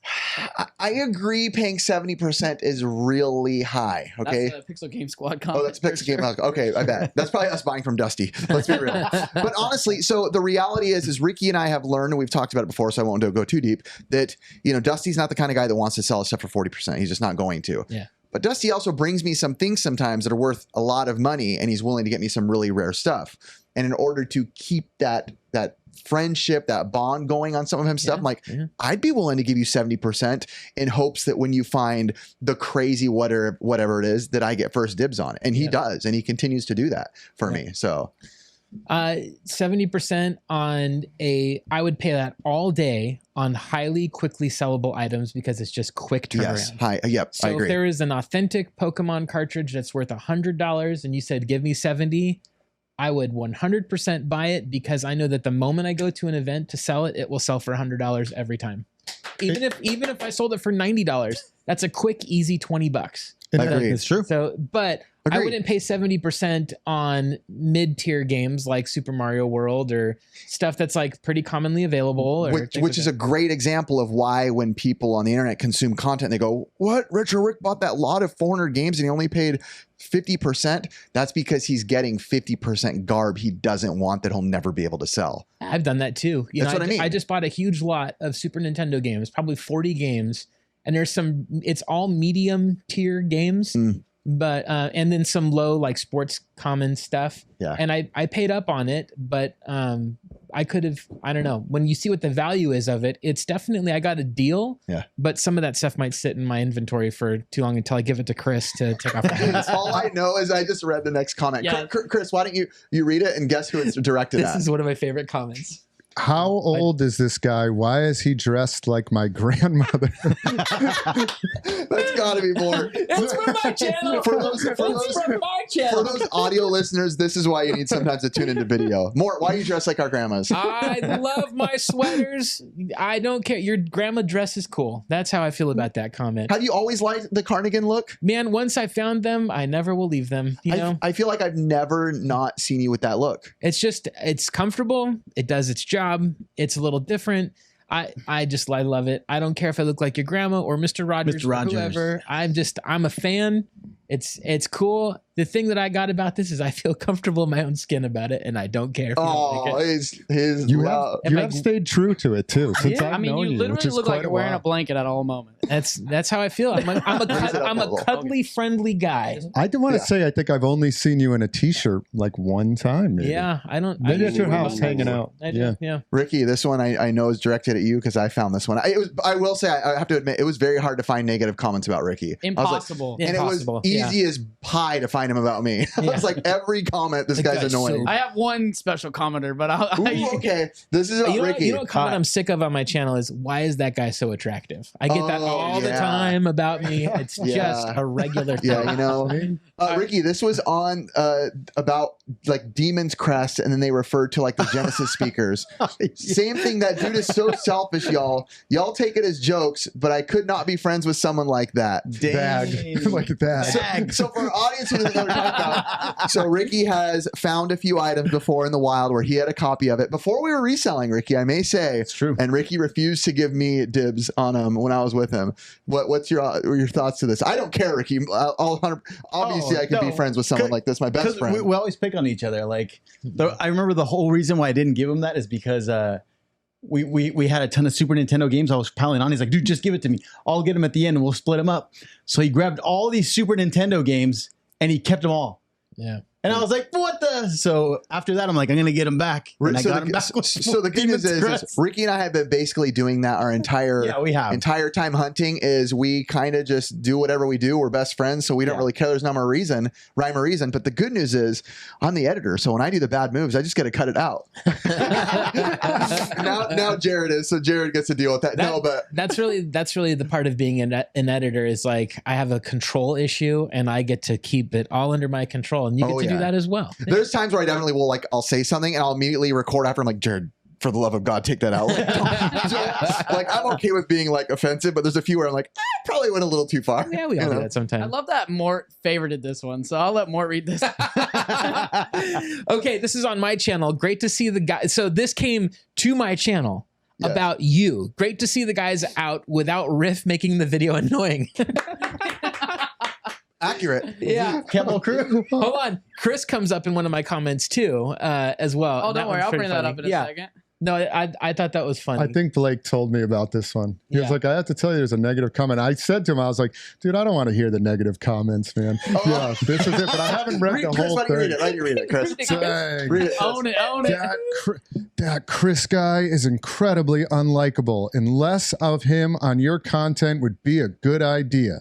Not sure why, but he is, I can't read it. Insufferable in general. What'd you do to this guy, Chris? Wow. What did I do? I think it's your hair. I think it just comes with like a brochismo. I mean, we were having a great day that day. We were having a great day. Anything to you that day? You're insufferable. Chris is a wonderful person. I got you, Chris. I know why he did it. It's because you're really, really ridiculously good looking. There it is. He's jealous of you, bro. Meanwhile, you take the censor thing off, it's like Ricky Avila. I just think it's like, damn, Ricky. I would never say that, Chris. Let me read this next one. Let's see what it is. Perfect. It's about me. Lost respect for Aaron, or Riff, however you know me, since he is now all about flipping. Do you think they mean like gymnastics wise? Or do you... Yeah, I used to be an acrobatics channel. Yeah, I don't care. He still said it. Yeah, that kind of sucks. No, dude. I'm horrible. I know. But honestly, the truth is, I love to flip to buy my collection. I don't even care. It's all good. Oh, this guy. Oh yeah, this is all about us too. Ricky, why don't you read it? You might have to move to read it, Ricky. Oh yeah, my bad. I'll do the top left corner is always going to be. There you go. Oh, top left corner is always going to be. There you go. There we go. Go ahead, Ricky. Must be nice to have an infinite amount of cash to buy this type of And then what's the top one say? These guys have to be wealthy. It's the same guy that commented. It's the same guy commented twice. So this guy went through our videos and he commented on like every video something about money. Yeah. Wow. And but about like, oh, I get it, you're rich. Oh, I get it, you have money. Sounds like he's pretty broke. Ben said it. Must be nice to have money. And again, we don't care where you're at financially. If you're not in a good place to buy, don't buy. Never go into debt. It's a joke. The last one. Stay poor, bro. That's me being stupid. That's our humor. That's our personality. But if we have the ability to be able to flip stuff and then buy a bunch of the crap we want for nothing, I'm gonna do it. Yeah, and quit pocket watching people, man. He was pocket watching. He was pocket watching. Yeah, we were struggling for a while, just only collecting. We were literally dying. I think people forget that we went like 8 years of like literally like being poor because we were buying a lot of this stuff. Yeah, like where our wives were like, "You need to stop." We're like, "No, we love it." Hate comments make me more curious than offended. I've just only been like maybe a couple of times where I've been like, okay, like this is not cool. But in general, I'm Is it bad? I just want to know what they are. Actually, but there's I usually kind of look at it and think, what makes this person feel so much emotion that they've got to communicate this? There's, to me, I just get curious, but I've also learned a lot from you on how you respond to people in comments. People go like, man, that guy's so annoying. I've seen people get really offended by that particular kind of comment, something about like their personality. You're to this or to that. And then your comments back are usually something like this, like annoying's my favorite thing to be. And it's like, it always shuts it down. Like it's like, cause it's just kind of like, it's okay. Like if you don't find me appealing, that's totally fine. Yeah. This is my, and that's how I think it should be these are all comments, right? Like people are going to have opinions. I love the freedom of speech. So go at it. Go at us in the comments. Some people are going to love us. Some are going to hate us. It's all good in the end. And I will be redacting just the name just for their personal reasons. Thank you. We don't care, Yeah. No, all right. So what's this one? Doing the kid dirty, selling him a 23-year-old. So doing the kid dirty, selling him a 23-year-old sports game for $5 with a broken CD case. So I sold a copy of NBA 2K or 2K, I think 2K1 on the Dreamcast to a kid who's collecting a bunch of Dreamcast stuff. I think 2K1 retails like $8 or $9 or something. I had it out for $6. And so the guy's like, hey, do you have any Dreamcast? Yep, I got this one. Cool, you take $5 for it. And he was happy. If he's happy, he's happy. Yep. So I didn't go like, you know what? I'm going to break this case just to humiliate some other person. But, if he wanted a new case and if I had another case, I would have given him one. I don't know. You're so dirty. No, I'm just kidding. I am the worst. Oh, I just heard a Mac sound effect. Yeah. This one's probably about me. Let me see. Yeah, there you go. Go ahead, Curtis. Why don't you read it? Can someone please get Curtis to shave? He looks like a sex offender. I mean, accurate. What look do you like on yourself, Curtis? Better. Honestly, I just don't care what I look like. I think I'm just testing out whatever I want to do. I think I like you with your beard kind of look you have. And honestly, like, why you care so much about my appearance? You know what I mean? It's like I just want to deal with whatever I want to deal with. Like I wake up knowing I don't care what I look like. It's just wild to me that someone would like communicate that on the internet to a stranger. That's such a horrible thing to say to someone. Like I already know I go to a $12 Vietnamese place to get my hair cut. Like I know this. You know what I mean? It's like who cares? We go to the same place, Curtis. I know. And I've definitely had comments about my hair before. When I had the mullet, it wasn't as good as yours. Everyone's like, dude, what's up with the hair? I'm like, it's awesome, isn't it? Thank you. Well, if I have a few more, let me pull this up. Like something like that. I actually got like personal message on Instagram for something like that. Like, yo, Rick, love the channel. You got fat, bro. I was like, dang. What? Okay, see, no, that one I'm actually in the comment. Not because they said you got fat, bro, but it's more like that person can't. There's something weird with that, like messaging you directly, like being cool with you, and then being like, by the way, you're fat. It's like, what? Like, I don't really understand like personality with it, like to get close and then to be mean. Like, do you ever think your friendship's going to get closer from there? Or like, you're not homey enough to go, like, we can joke with each other, but whatever. Yeah. Like, I already know that I can't fit in my pants half the time, but it's like, come on, dude. I know I have a bad haircut and a big nose and I don't care, but it's like, it's interesting to me. That's interesting to me. Yeah. This one's a long one. Go ahead. Why don't you read it, Curtis? Oh, you want me to read it? I'll read it. I'll read it. Okay, Please go do. for it. Nice and clear. Mort, can you read it to me in an accent or something? You want me to sing it? No, thank you. Okay. No soul when you own all this. Nothing soulful. I still have my OG Tecmo Super Bowl card from 1991. on the NES, and it's sentimental to me to have a box of 30 of the same game as Solus. Oh, this reminds me of people who take 2,000 selfies on a phone and they just sit there forever, where that one film photo of your family from the past has such meaning. Now I have to ask, is this a Ben comment? I have no idea. It's Ben. Pass the mic, Ben. What's your response to it? I think this is in response to your hoarding. Yeah, it was probably when... Oh, sorry. Ben's blocking his camera. Oops, sorry. It was probably about like, I think the 100 Tetris games or something like that. Yeah. Or, I had tons of copies. Jeez, you're soulless. I'm kidding. I mean, kidding. Am I soulless? I mean, I don't think so. I just found good deals on a bunch of games. And as far as the 100 Tetris things, that was just kind of weird thing I set out to do. It was actually a goal of mine. My girlfriend hated it the whole time. There was like dozens of them coming in all the time. I don't know why I did that exactly, but it was just a fun little thing I did. What a weird comment to direct at you, though. So it's something that this person would never do because he's valuing like a lot of I guess sentimental thing on individual Curtis items. is, by the way, crawling around this podcast studio right now. But like, okay, that's how you feel, but that's not how I feel. So it doesn't really offend me. That's just how he feels, and he felt like he had to tell everybody about it. That's interesting. I had a guy come at me the other day in the comments, and I was like, this is an odd comment. He was like, I know you're going for the NES set, but I have been collecting this long. How about you?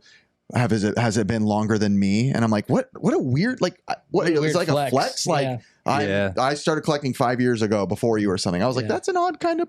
It's just such a weird thing because like they don't really know you, and it's like judging you based on you having 30 Tetris cards that you're like not a human. Well, let's be real, he has 100. Oh, okay, never mind. You are soulless. Take it back. I mean, it's just to me, somebody that gets so detailed like this, I think there's something wrong on their end. Like, why did you have the need to say that? You know, like it's a game that's not worth that much. So even if they're saying this, like, dude, come on, it's not like it's 100 little Samsons. Yeah, either it was way. just wish it was one 100 thing I little wanted Samsons. to do. So. I wish I had.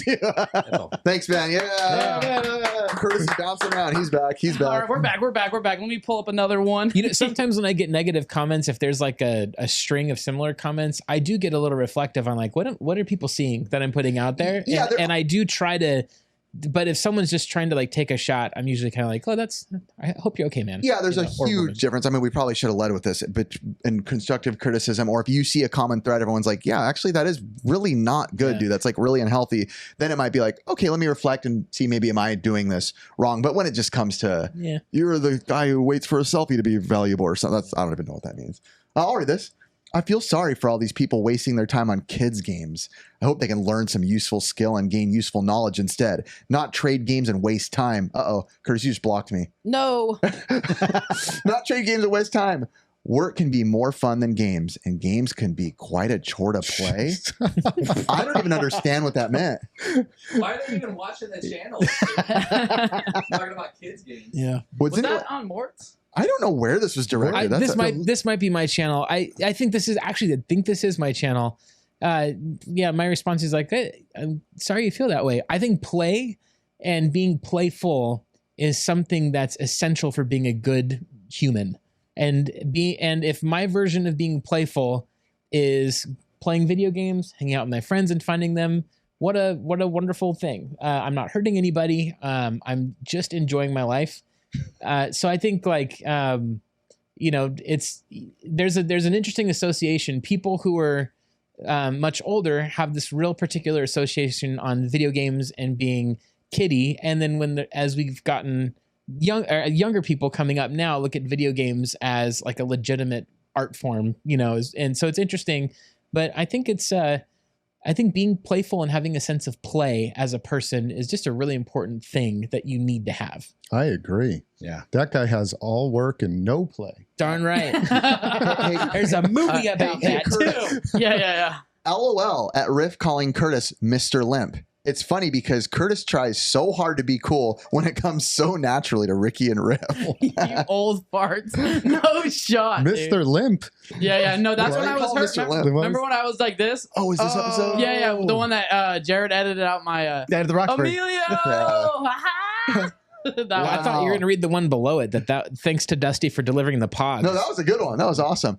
Oh man, where do those things go, man? I want one. They're in my car, bro. I got you. Go. I got you with those. All right, I think we have probably one more. Oh, I'm ready for it. Let me see where it's at. I think, Is this it? You knew which one it would be. Oh. Go ahead, Rick. Go ahead and read that. I need to not be in this segment. I remember this comment.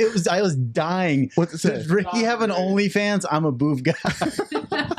Does Ricky have an OnlyFans? I'm a boob guy. Man. I mean, People are so weird, man. Tell us. That camera red flashed off. I think that means it's us. Okay. I think that was someone we actually really know. That's why I cracked up. Oh, because might I have been knew a who it was. homie. Yeah. More just so you know, wherever the red lights are, that's what the camera it's on right now. Got it.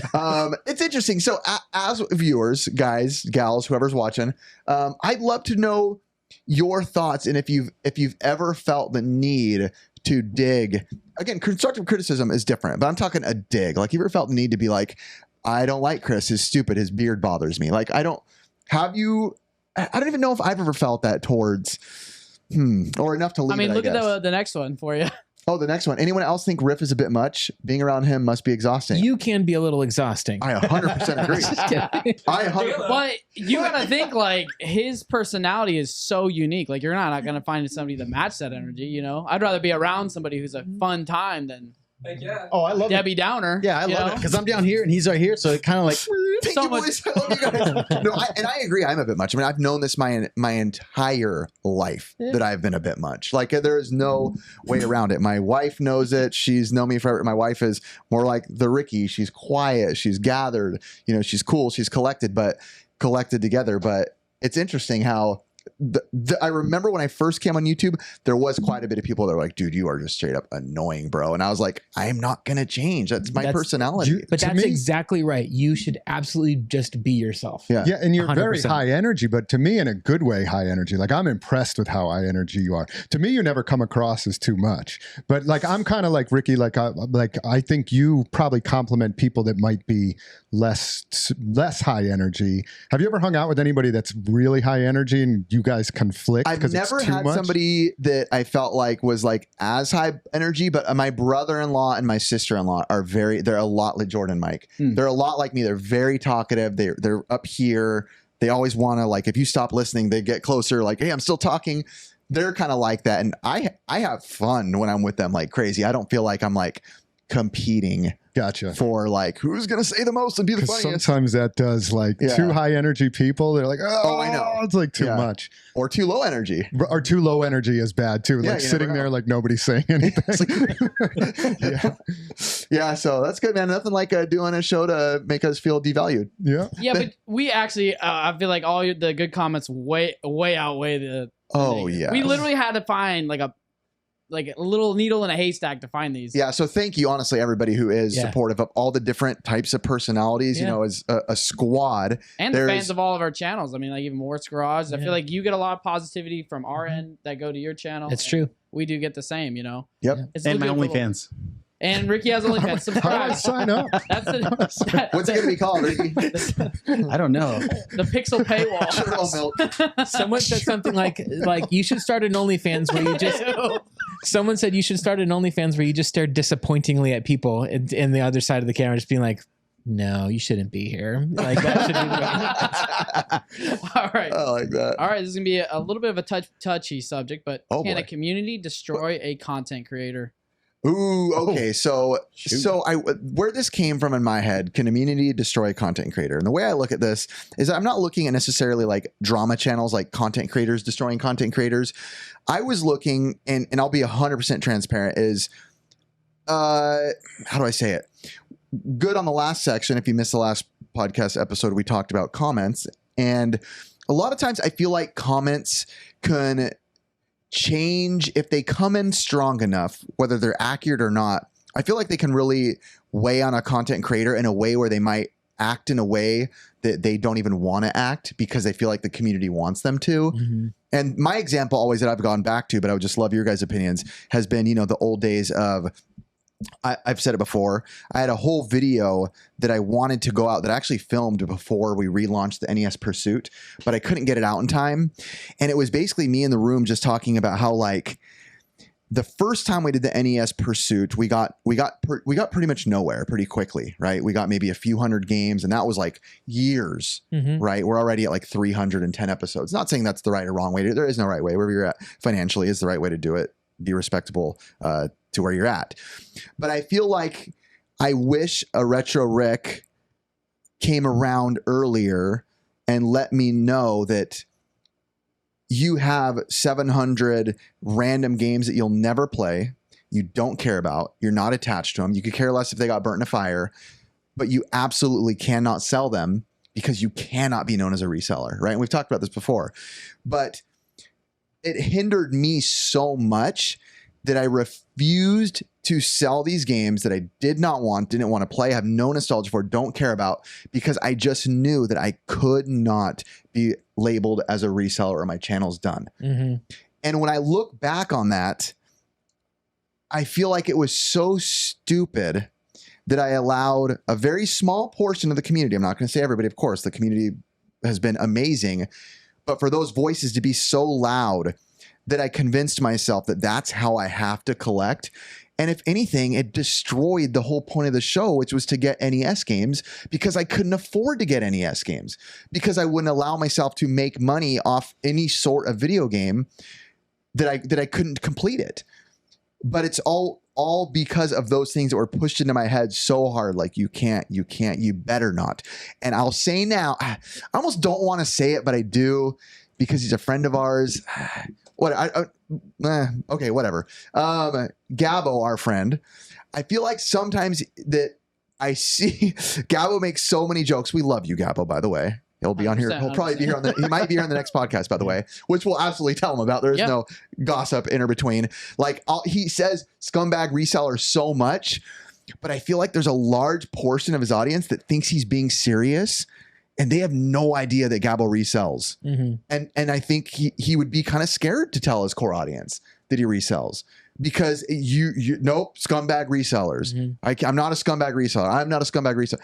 We all resell here and there, right? We all do. Resell full time, resell part time, resell whenever it works. I mean, I've never hidden the fact that I resell. I resell stuff, and I'm very happy with that. And I think the through line on all of it is, no matter whether you resell or not, be honorable. But I think that, like, going like scumbag reseller is that same metaphor of walking into the bar and go, look at all the alcoholics in here, and it's like kind of to get the attention off of you, you know? Yes. I think that's a little bit the same mechanism. Wait, you resell? I do. I resell a lot. Times have certainly changed. Like, I remember watching your channel back in whenever that was, 2013, 12.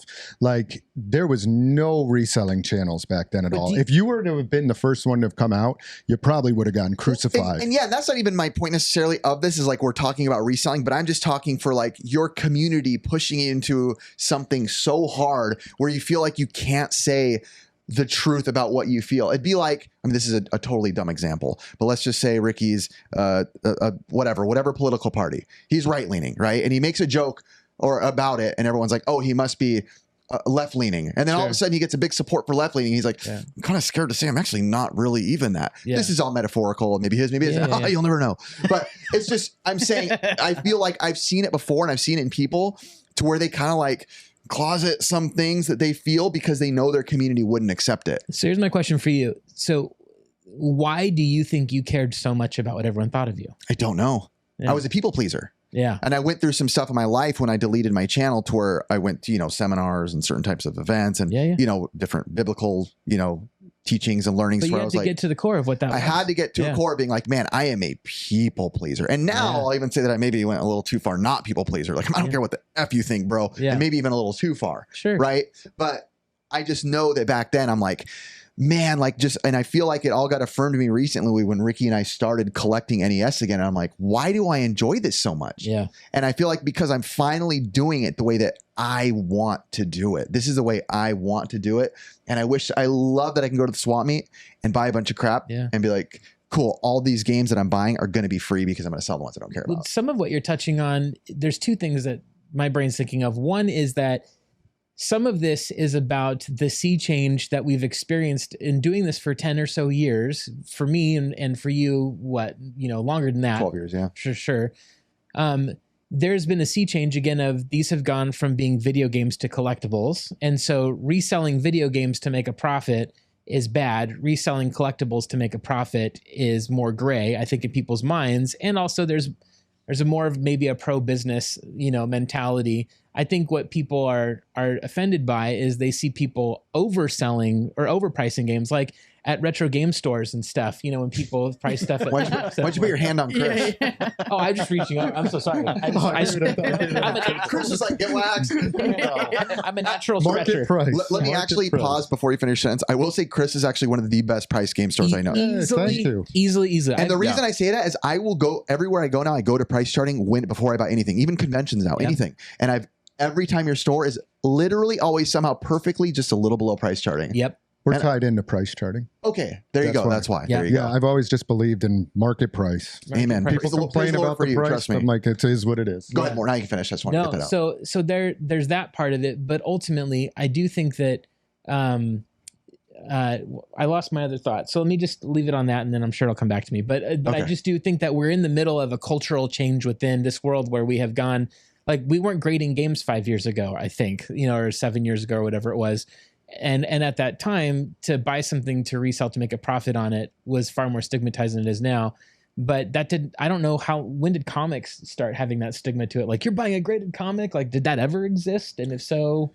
They started grading comics in the early 80s. Okay, so prior to that, it was just people reading, but I assume there was some buying and selling of it, But if you went back to the 30s, it was just probably all people reading, right, when they came out. So 30s, yeah. Now, to be back on par with like the topic, Mort, have you ever had that instance where you felt like when you were trying to take a creative direction in another direction, obviously, did you feel like you were going to be pushed into a corner?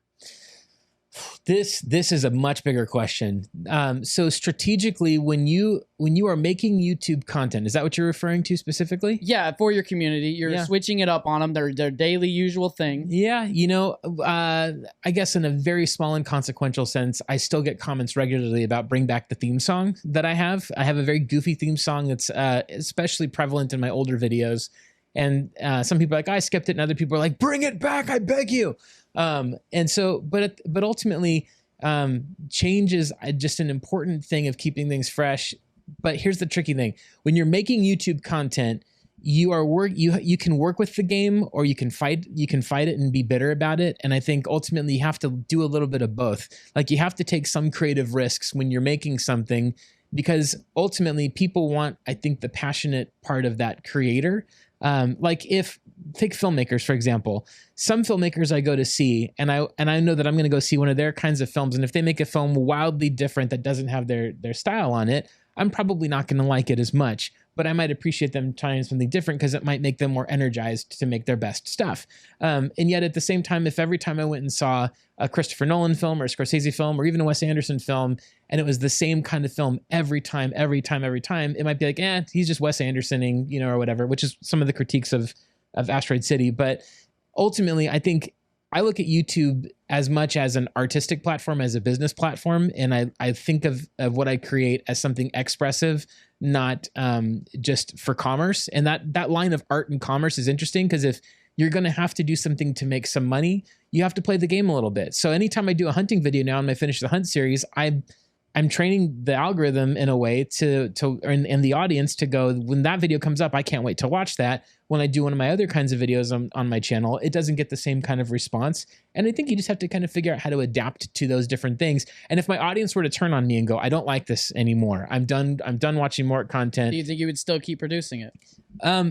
I think I would be discouraged, but ultimately, I've just been shocked. I think ultimately the more authentic that you are, as a creative, maker of things, the more authentic you are, the more I think the audience cares about that than necessarily the same formula of your show. See, I've seen a lot of I know Aaron does a lot of just try to tweak it here and there, but I mean, the only thing he's really tweaking, he's trying to do like a new thumbnail, see what kind of response he gets. Yeah. He tries a new intro, he takes away the outro. Yeah. And he does get a little backlash, but I mean, like, ultimately, it's what you want creative, like your creative direction to go. Like, if you don't feel like what you're putting out is not good enough, then you're doing it for what? Well, if I can comment, so I'm not a YouTube creator, just never chosen to go into that path. But when I hear you guys talking about it, I think what you guys are referring to is like your audience is out there. They're in a sense, they're like the way my customers are to me. That's right? a great example. Like you can do whatever you want, right? Like I could with my store be like, you know what, tomorrow I'm going to sell bananas in my store, but like people aren't coming in to buy bananas. Like I could do that, but I need to cater. These are retro bananas. They are old and they are graded. But the point is that like I need to cater to who my customers are, right? But much like you guys kind of need to cater to who your audience is. I guess. So while you're feeling pressured into like, well, I want to be who I am, and you should as a creator, right? You do also have a captive audience that you're like, well, shoot, if I do this, am I going to lose everybody? Okay, so here's my question, my follow up with that, and I won't name names on this one. The analogy works, but it does break down too. Like keep going. So my example question is, so at some point, what if you go, okay, I need to cater to my audience, but I have to, this is my store is, but to the point where you hate what your store becomes if it goes that far. So my example is a friend, I won't say his name, YouTube guy, did a lot of Switch videos, huge. And one day got to the point where I saw him at a convention. He came up to me and was like, I hate talking about the Switch. I am so sick of talking. I hate it. I literally hate doing it. I want to go jump off a bridge if I have to do one more video.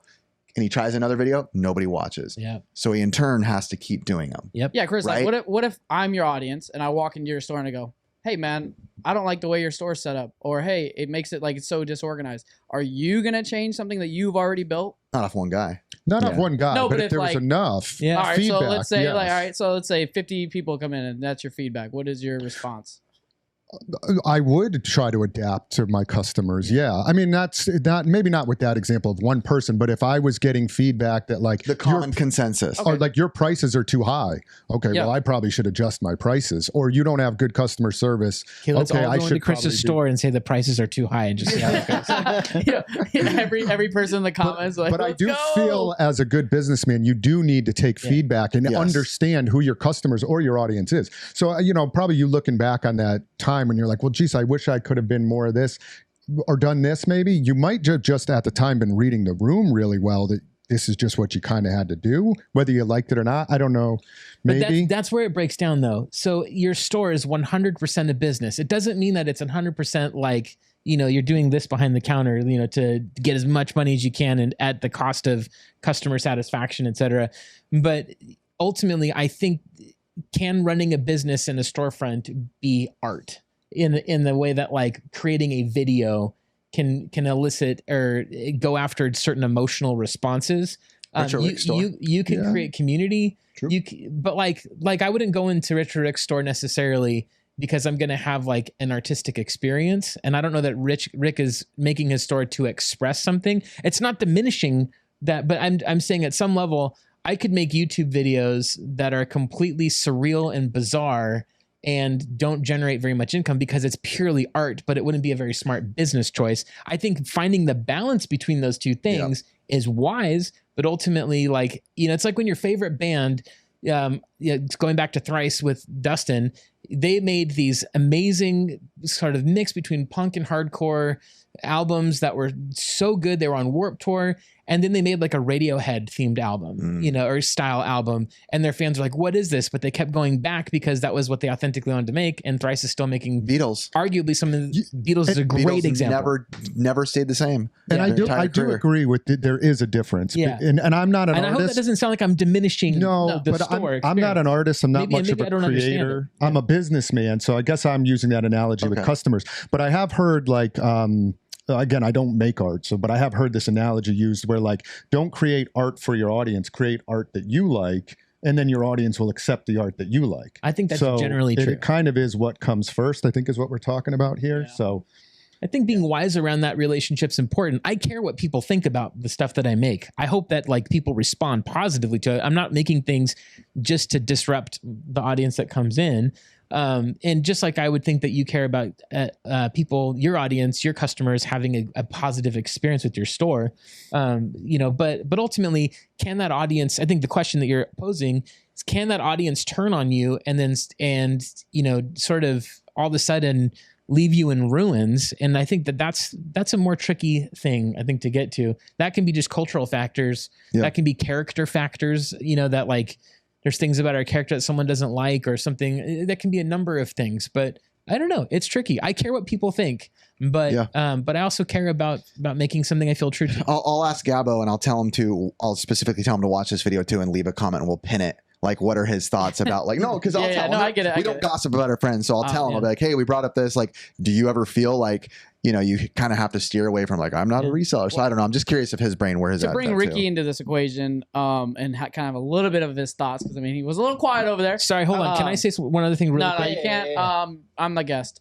Just kidding. No, you're good, Mort. I love you, man. Here you go. I love you too. There are also grades of resellers. Saying I'm a reseller can mean I do it full time, and it can mean I resell some things to supplement for other things. So I think when Gabo resells, I'd be curious to what level. It's very minimal. Yes. Because I think some people hear that and they go, "Wait, he's Phoenix Resale, Gabo the Giver." But there's the purists out there that they don't that almost means nothing. You're a reseller. You're such a scum. It's like, what? I saw a comment of someone telling Retro Rick that he deserved to have his channel created, and they used God and Christianity because of his greed as an example of why he should have had it happen. Yeah, those type of And I actually in one of the NES Pursuit videos coming up, I do like a 3-minute holding the camera talking for 3 minutes just ranting about this because it made me so mad. Yikes. And I'm like, what kind of, don't try to bring the Lord Jesus Christ into this to say that Retro Rick, like, get out of here with your idiocracy. Yeah, I can't help it if God chooses to bless something that I do, but I can help it if I love the money more than I do God. Yes, that's the part that I think matters. Of course. All right. Ricky is on the channel and someone doesn't like Ricky and they're just attacking him constantly. How would that make you feel to a point like? Oh, dude, I think from the beginning, we really didn't care about comments. Like, it just goes over my head. Like, comments to me, we just laugh. We call it the trollers. Ricky and I, if anything, we have so much fun reading that stuff. Oh, we will just laugh. I mean, what was the number one question we used to get on Retro Liberty? Number one question: are you guys gay? Are you guys a couple? That was me. Yeah. And you know what I would reply to him? Yeah. And ultimately, hey, you know what's ultimately the best part about this is that we all get to do like the fun part of life. You know what I mean? We got to hang out with our friends. We got to make them all jealous. You know what I mean? We are beyond blessed with what take even money out. Take money out. See, money doesn't exist in this equation. We're beyond blessed of what we get to do. Just have a camaraderie. I would do it if there was no money. Do you recognize how rare this is? What we're doing? Yes, we are adult males at middle age ish who are just enjoying friendship. That is very hard to do when you get siloed because of family, because of work and everything.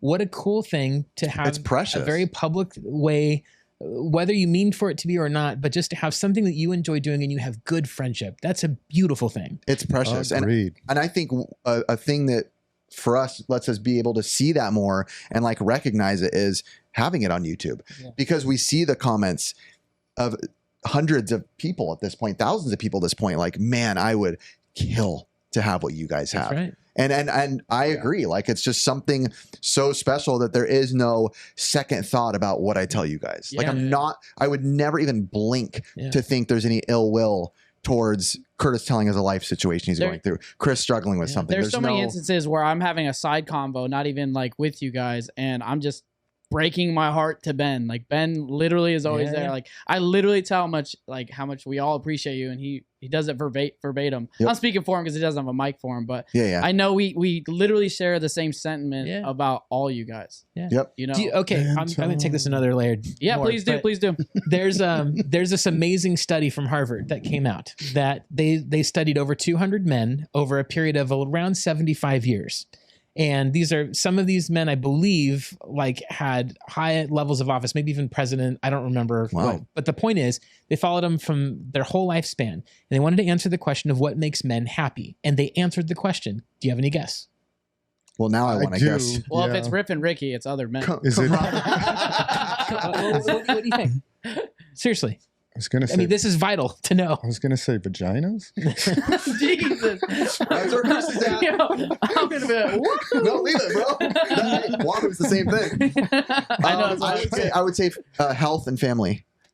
I would say friendship, maybe friendship. 100%. Friendship. Relationships. Yeah. So people could have high cholesterol in their 50s, and you could compare. I might be screwing this up a little bit, so correct me in the comments.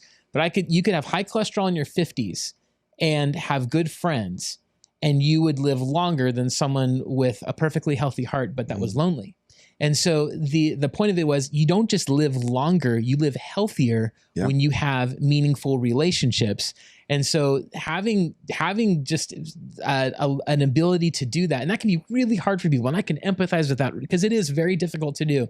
But I think it's vital for not, and they only studied men, by the way, because I think it was at a time when women weren't going to Harvard yet. And that's how far back the study went.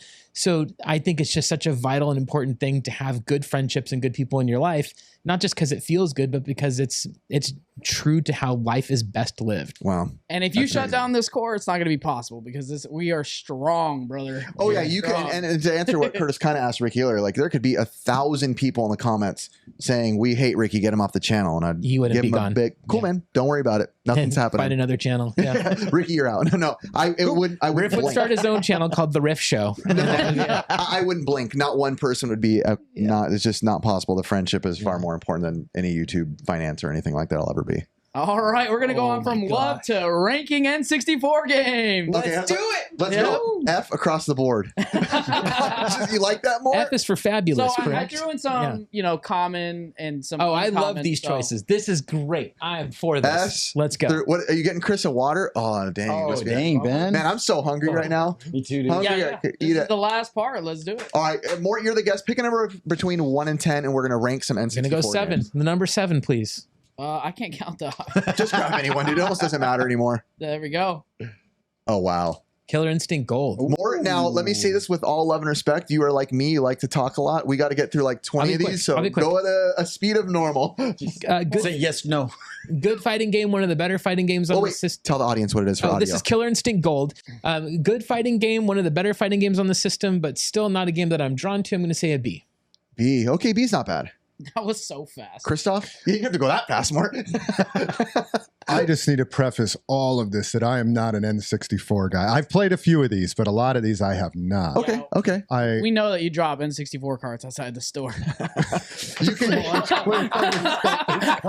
Get this garbage out any of here. ones you don't like, you can just say pass. If you have no I experience. played Killer Instinct Gold. So as far as fighting games go, man, subpar. I know people love this one, but obviously Mortal Kombat is the greatest fighting game of all time. What is wrong with you? I'm with you, Mort. I would give this a C.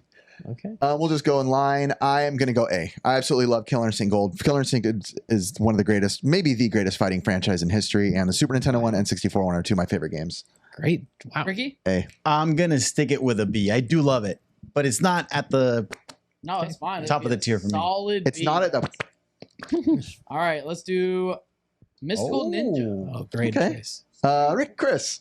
I'm gonna pass. I've never Pass. played it. Pass. Mortimus. I'm gonna say an A. It's an A mainly not on the gameplay, but on just the absolutely bizarre tone of the game. It's a 3D platformer like Mario, but just with a lot of Japanese culture and lore and things around it that make it such an interesting experience. There's boss battles that are really unique. It's not the best game on the console by far. Gameplay wise, it is not perfect, but I just think it has so much charm. It's an A. Mystical Ninja A. I'm going to go C. I do like some of the Goemon games. Bigger Super Nintendo guy with it, but it's kind of at a C for me. Super Nintendo game is great. It is. And great music, too. Yeah. Ricky? True. I'm going to keep it at a B where it's at right now. You sons of guns. This is 2 B's in a row. Just B's across the That's probably the only time I've ever seen two B's like All right, we'll flatline go into back the to one back. that's you already know. Paper Oh, Paper Mario. Mario. Ricky, go ahead. All right. I actually really love this game. I'm going to give it an A because it's pretty much Mario RPG for me. It was like the next level after Mario RPG. So it is Mario RPG, technically a follow-up to it, in a way, a sequel. But I will say, because of that, it made me not like it as much because I loved Super Mario RPG so much more that it puts it at a C for me. Dang. Not going to a B. Going at a B. If Mort says B, I'm going to die laughing. I have played this one. I actually really like it. I thought just the whole idea of the paper aspect of Mario was super cool. Cute too. Yeah, super cute, super cool. So I'm going to give it an A. Let's I liked go. it. Yeah. Yeah, I'm going to say a B because it's got great. Pull it back down. Well, Just a slight above. Put it up. Put here it you go. down. Here you go. It's got great writing. It's genuinely really funny. It is funny. But I've never been so compelled to I'm like, I got to play Paper Mario. I almost put it as a C, to be honest, because I just felt like I've never been like, I need to keep playing the way through it. I don't like the battle system a lot. But I just think ultimately, if you're not having fun, I admit I can see why it's a great game and why people love it. For me personally, it's just not one of my favorites. I'm gonna pull it up. I'm gonna say it's an A for me. So I know I'm not gonna vote, but I'm gonna at least get it above that. Okay, Curtis brought it up a little bit. You really care. You got some feelings. Yeah, just a little bit. All right, Banjo-Kazooie. S tier, greatest platformer of all time. All right, not even. I'm sorry, I'm going first on this one. I made a whole episode around this. For me, there's an admitted emotional element to this game and how it ties into a part of my history. However, just as a game, the design, the characters, the way that it works, the fact that it's not super difficult, but also not super easy at the same time. It's so funny. It's so charming. It's rare at their very best as a 3D platformer. Donkey Kong 64 gets super into collectibles. Conquer is just not a very well-made game. When does he breathe? Banjo-Kazooie is an S tier game. I can talk all day. But we're doing Conquer I know. Ricky, you're up. You just upgraded this one, right? Or was that Rayman? Huh? Was that the cover with the reflective? Rayman. Oh, I did, okay. yeah. Lenticular.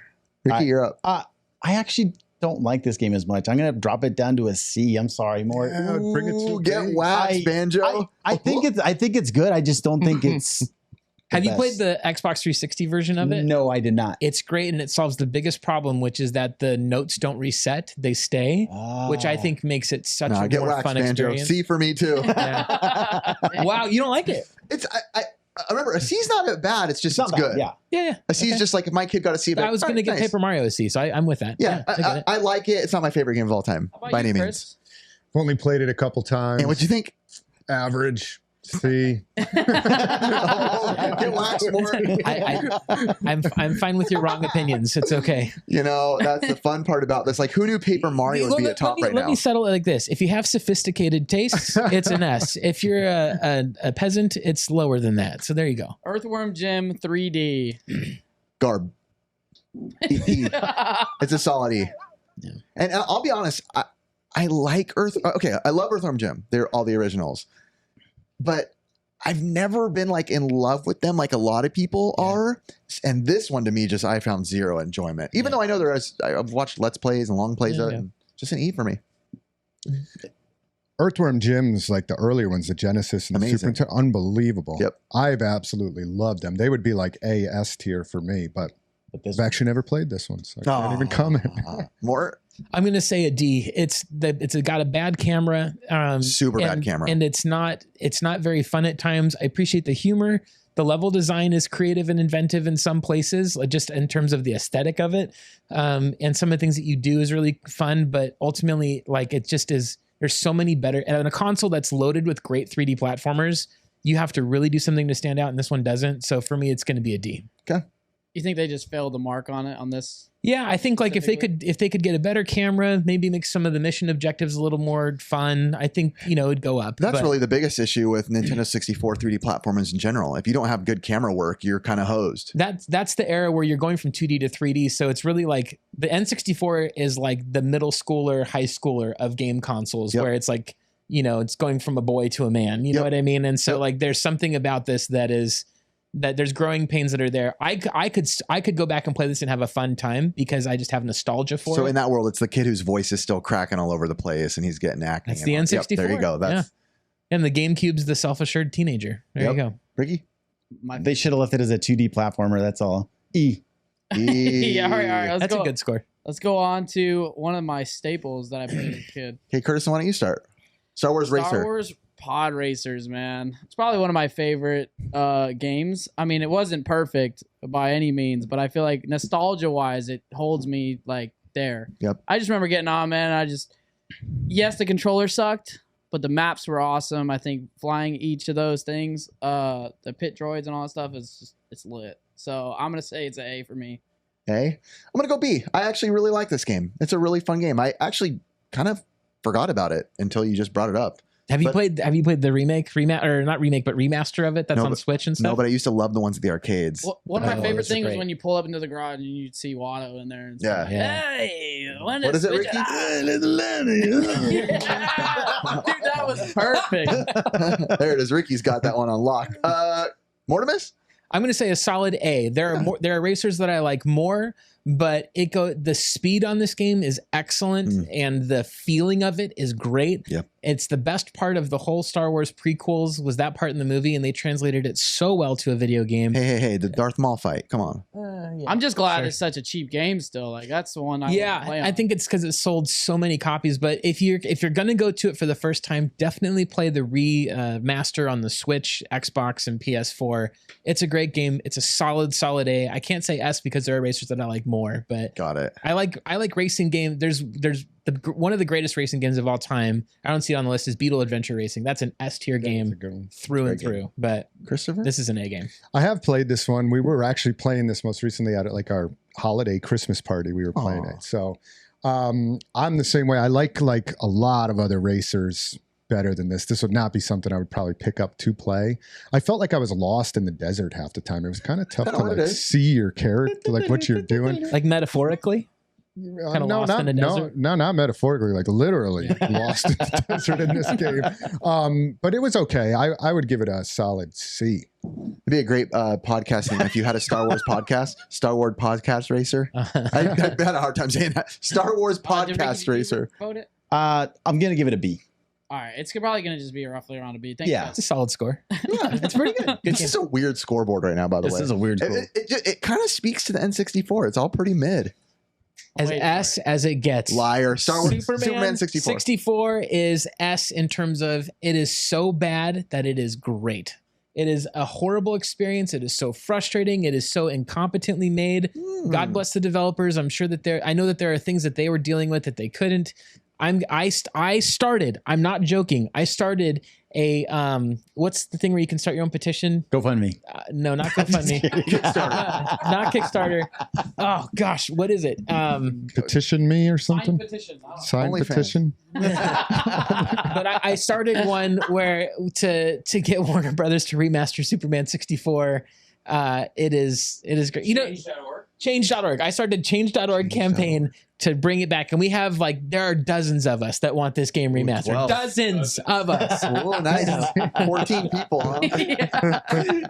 Well, so for Mort, it's like Cheetahman for us, Ricky. Like it's so bad that he loves it. Yeah. I will say I just hate it. I tried to play it not recently, It's probably a terrible 5 years game. ago. I hated it on every aspect. It's a terrible game. F for me, too. Keep going down. I hate those rings. Keep going down. Did you Ricky's put it got at a that solid voice S? tonight. Put F? Got that I put voice. it as an S as a joke. I mean, I would still though, if you were to say do you want to play Killer Instinct or Earthworm Jim or Superman? I would be like Superman because you marvel at the badness of it. It's like an Ed Wood movie where it's just so poorly. Ed Wood is famous for making some of the worst movies of all time. Plan 9 from Outer Space. There's a great Tim Burton movie about his life starring Johnny Depp and Sarah Jessica Parker called Ed Wood, and it's an amazing movie. But I think it's like The Room. You're up to 117 signatures. 117. Let's Mort's go. got 117 signatures. Watching this petition. podcast, tell Warner Brothers there are dozens of us that want this game remastered. You guys might make nothing. Chris? I think I've only played it once. I know it's known for notoriously pass. being horrible, but I think you guys already slammed it enough. It was the worst thing I rented. Also, somehow Earthworm Jim 3D is a little bit below it. Yeah. Wait, how's that possible? Because Earthworm Jim is not so bad that it's good. That's why. That's true. Majora's Mask. Anybody else? I love Ocarina, but Majora's is a C for me. Yeah. I love Ocarina, but Majora's Mask was a C for me, and I don't know why. Yeah. I'm a B. which is good. It's still a it's still great game. good. Don't get me wrong. Still a good game. It's still a good game. It's Really not as good hype game. for me. I don't like anything where I feel like I'm being timed. That's the reason why I didn't pick Zelda Ocarina of Time. With video games, when I feel like I'm being Ocarina's an timed, S. It's an easy I S. wish you had picked that. No, the reason is because like we all know it's an S. So. everybody knows it's an Yeah. X. That's why. But I feel like with that, I just don't like games where I feel like there's a rush to it. Yes, And anytime I see a time exactly. I feel a Too time, I'm like, stressful. stop counting me. Let me play the game. Yep. So that's what ruins it for me. Yeah, same for me. I love Ocarina. I think it was Borderlands that did that. Did you ever play that one where you're on like the moon and you're like running out of air That's where Ricky constantly? lived. Oh, it's a horrible game because it's just constantly timed. Yeah. So, but I don't like that either. So it was I'd give it a B. It's like Ben Still a Sparks Zelda at game. Whatnot. Yeah. You just lose air, you run out of time. Ben Sparks are the There are a deadliest. couple. He's cackling over I there. hate the stress of the timer, but I think the art design is so striking. The moon above you the whole So time is ugly great. and beautiful. Awesome. Yeah. But there are also a lot of problems in this game about, the camera and about the swimming levels and stuff. So I'm going to say a B because it's a Zelda. Like That's what I said. an okay Zelda game is still a really good game for the most part. But there you go. Okay. Here it is. Pilot Wings 64. Solid A. I love the Pilot Wing games. In fact, I want my change.org. I want Pilot Wings on Switch. I've said it before. Beautiful. It's on Switch. A new one. Oh, okay. Such funky, beautiful music too. I love that game. I know Ben's agreeing with me back there. He's a Pilot Wings guy, so A for me. I'll jump in on this one because I have played this. And same thing. I was like blown away when I played this game. I was like, this is an awesome, super fun game. So if I have to have one, well, I can't give it an S tier because I'd give it an A as well. Okay. I think it was pretty darn good game. Yeah, let's go. You can say damn on this one. Ricky? Ricky? It's an A for me too. It's a great game. I love Oh, it. man. All right. We're at The highest grade. Oh, no. All Oh. C, baby. Oh, you pulled it down. I have never been compelled to play Pilot Wings. I probably just need to sit down with it more. I just haven't played it very much. Probably. But I got to be honest, I don't love it. I mean, it's fine. It's never been a game where I've been like, "Ooh, let's play Pilot Wings." Mm. All right, man. Enjoy But your so last far, time it's on our the highest podcast. rated N64 game. I have a feeling that's going to change soon. But I think it will change soon. Yeah. Turok. Ooh. I would say the game's actually not that great of a game, but I have very strong nostalgia for it. Yeah, Like very childhood game. wasn't this game like $79.99 when it first I came out? think it was one of those absurdly expensive In games. the 90s. Yep. That's like $200 today. I don't know. I would say for the actual game, it's a C, but because of how much I played it and how much it was a thing at my house, I think I have to go B because we played the heck out of that game. Yeah. Mort? I hated the respawning enemies so much in this game, Mm. and Turok 2 is one of my favorite first-person shooters of all time. So I'm gonna say like a C for me, just because. I could do a B, but it's in that territory. You could do a B, pervert. Chris? Got him. Turok Dinosaur Hunter is one of my favorite comic books. Oh. I loved the comic book. It was so good. So S tier. But I never played the game. Oh, get out. Why'd we go to him? How much of a never fan played it. are you? I actually can't believe. I mean, I believe it, but it's hard to believe that you were that big of a fan, but never tried. You know, the thing was, I was very into PlayStation 1 or 2. It was 2. that's I was right. a PlayStation guy at this point. I like switched off Yeah, after that's Super right. Nintendo, Use so I Dino missed Crisis. all these No games. friends. I remember. I was Dino Crisis. I was down in my basement playing a lot of Dino PlayStation Crisis 1. was All right, awesome. at the Ricky, time. how about you? It's a solid B for me. It's true. It's more nostalgia than anything because it is. So average. It's a terrible. Well, I mean, It's true. The N64, admittedly, is not the world's greatest console. No. There's and so that's many kind of the problems with theme it. of what we're getting. yeah. No, Hold I- dang. Hold on. Here we go. Hold on. No one knows where Starbucks 64. We'll start with Ricky and work our way down. Yeah, go. This is my favorite N64 game, possibly one of my favorite games of all time. This is S tier. It is so good. It's fast. You can finish it really fast, but dang, it is good. And there's like 3 different ways you can beat this thing, and it's awesome. There's depth to it if you want to go Yes. depth. Absolutely S. It's one of the best games there is. It's one of the best, possibly the best N64 game, but definitely one of the best games I've ever played. Love it to death. I'm S. in such agreement with all you guys. You are too? So far, yeah. Okay, S as well. No. Look at Chris's face. Look at Chris's face. Great. Skip them. I always confuse this one with the Super NES Yeah. version. Super Super NES blue is the very cheese. polygonal, like. Yeah. But this was polygonal too, wasn't Well, it? this No, is 3D. voices. This is voices great. versus rubber.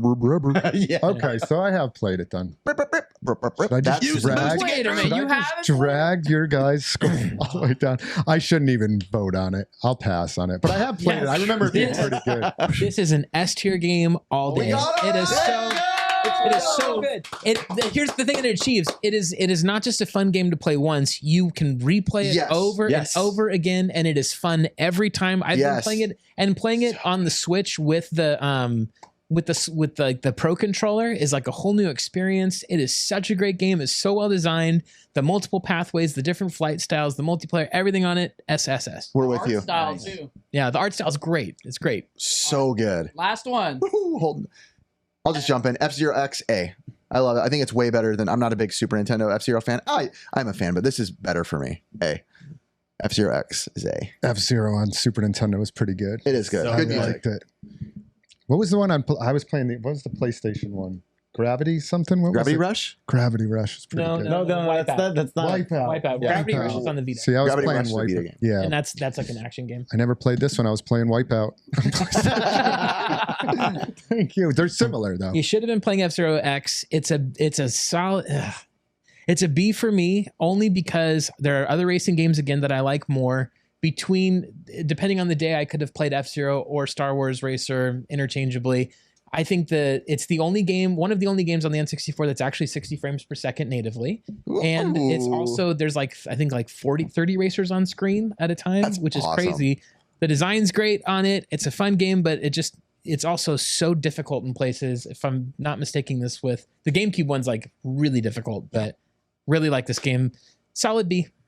Nice. Ricky, did you vote? No, I'm gonna give it a C. Actually, no. You know what? I shouldn't vote on it because I didn't play it enough. Okay. I'm gonna leave it as is. Okay. Yeah, I didn't play it enough, so I'm not gonna. Just quick. This isn't on the system, but just everyone give me a quick. Everyone always says Diddy Kong Racing is better than Mario Kart. I think Diddy Kong sucks. I think Mario Kart's way better. We can talk about it. No, just it's not on the ranking, Mort. This is just a side conversation. What? Diddy Kong Racing. Diddy Kong Racing. Diddy Kong Racing is the world's greatest racing game. Seriously? No, do you want me to say it sucks? No, I'm asking you what you think about it. I think Diddy Kong Racing is fine. Do you think it's better than Mario Kart? I think it's way deeper than Mario Kart. But is it better than Mario Kart? But the course design in Mario Kart and the multiplayer in Mario Kart More is better. is it better than Mario Kart, you politician? I think all games are created equally and with value and dignity. And if you vote for Mario Kart, you should like my answer. And Diddy, no, I think I slightly lean more towards Mario Kart though. Okay.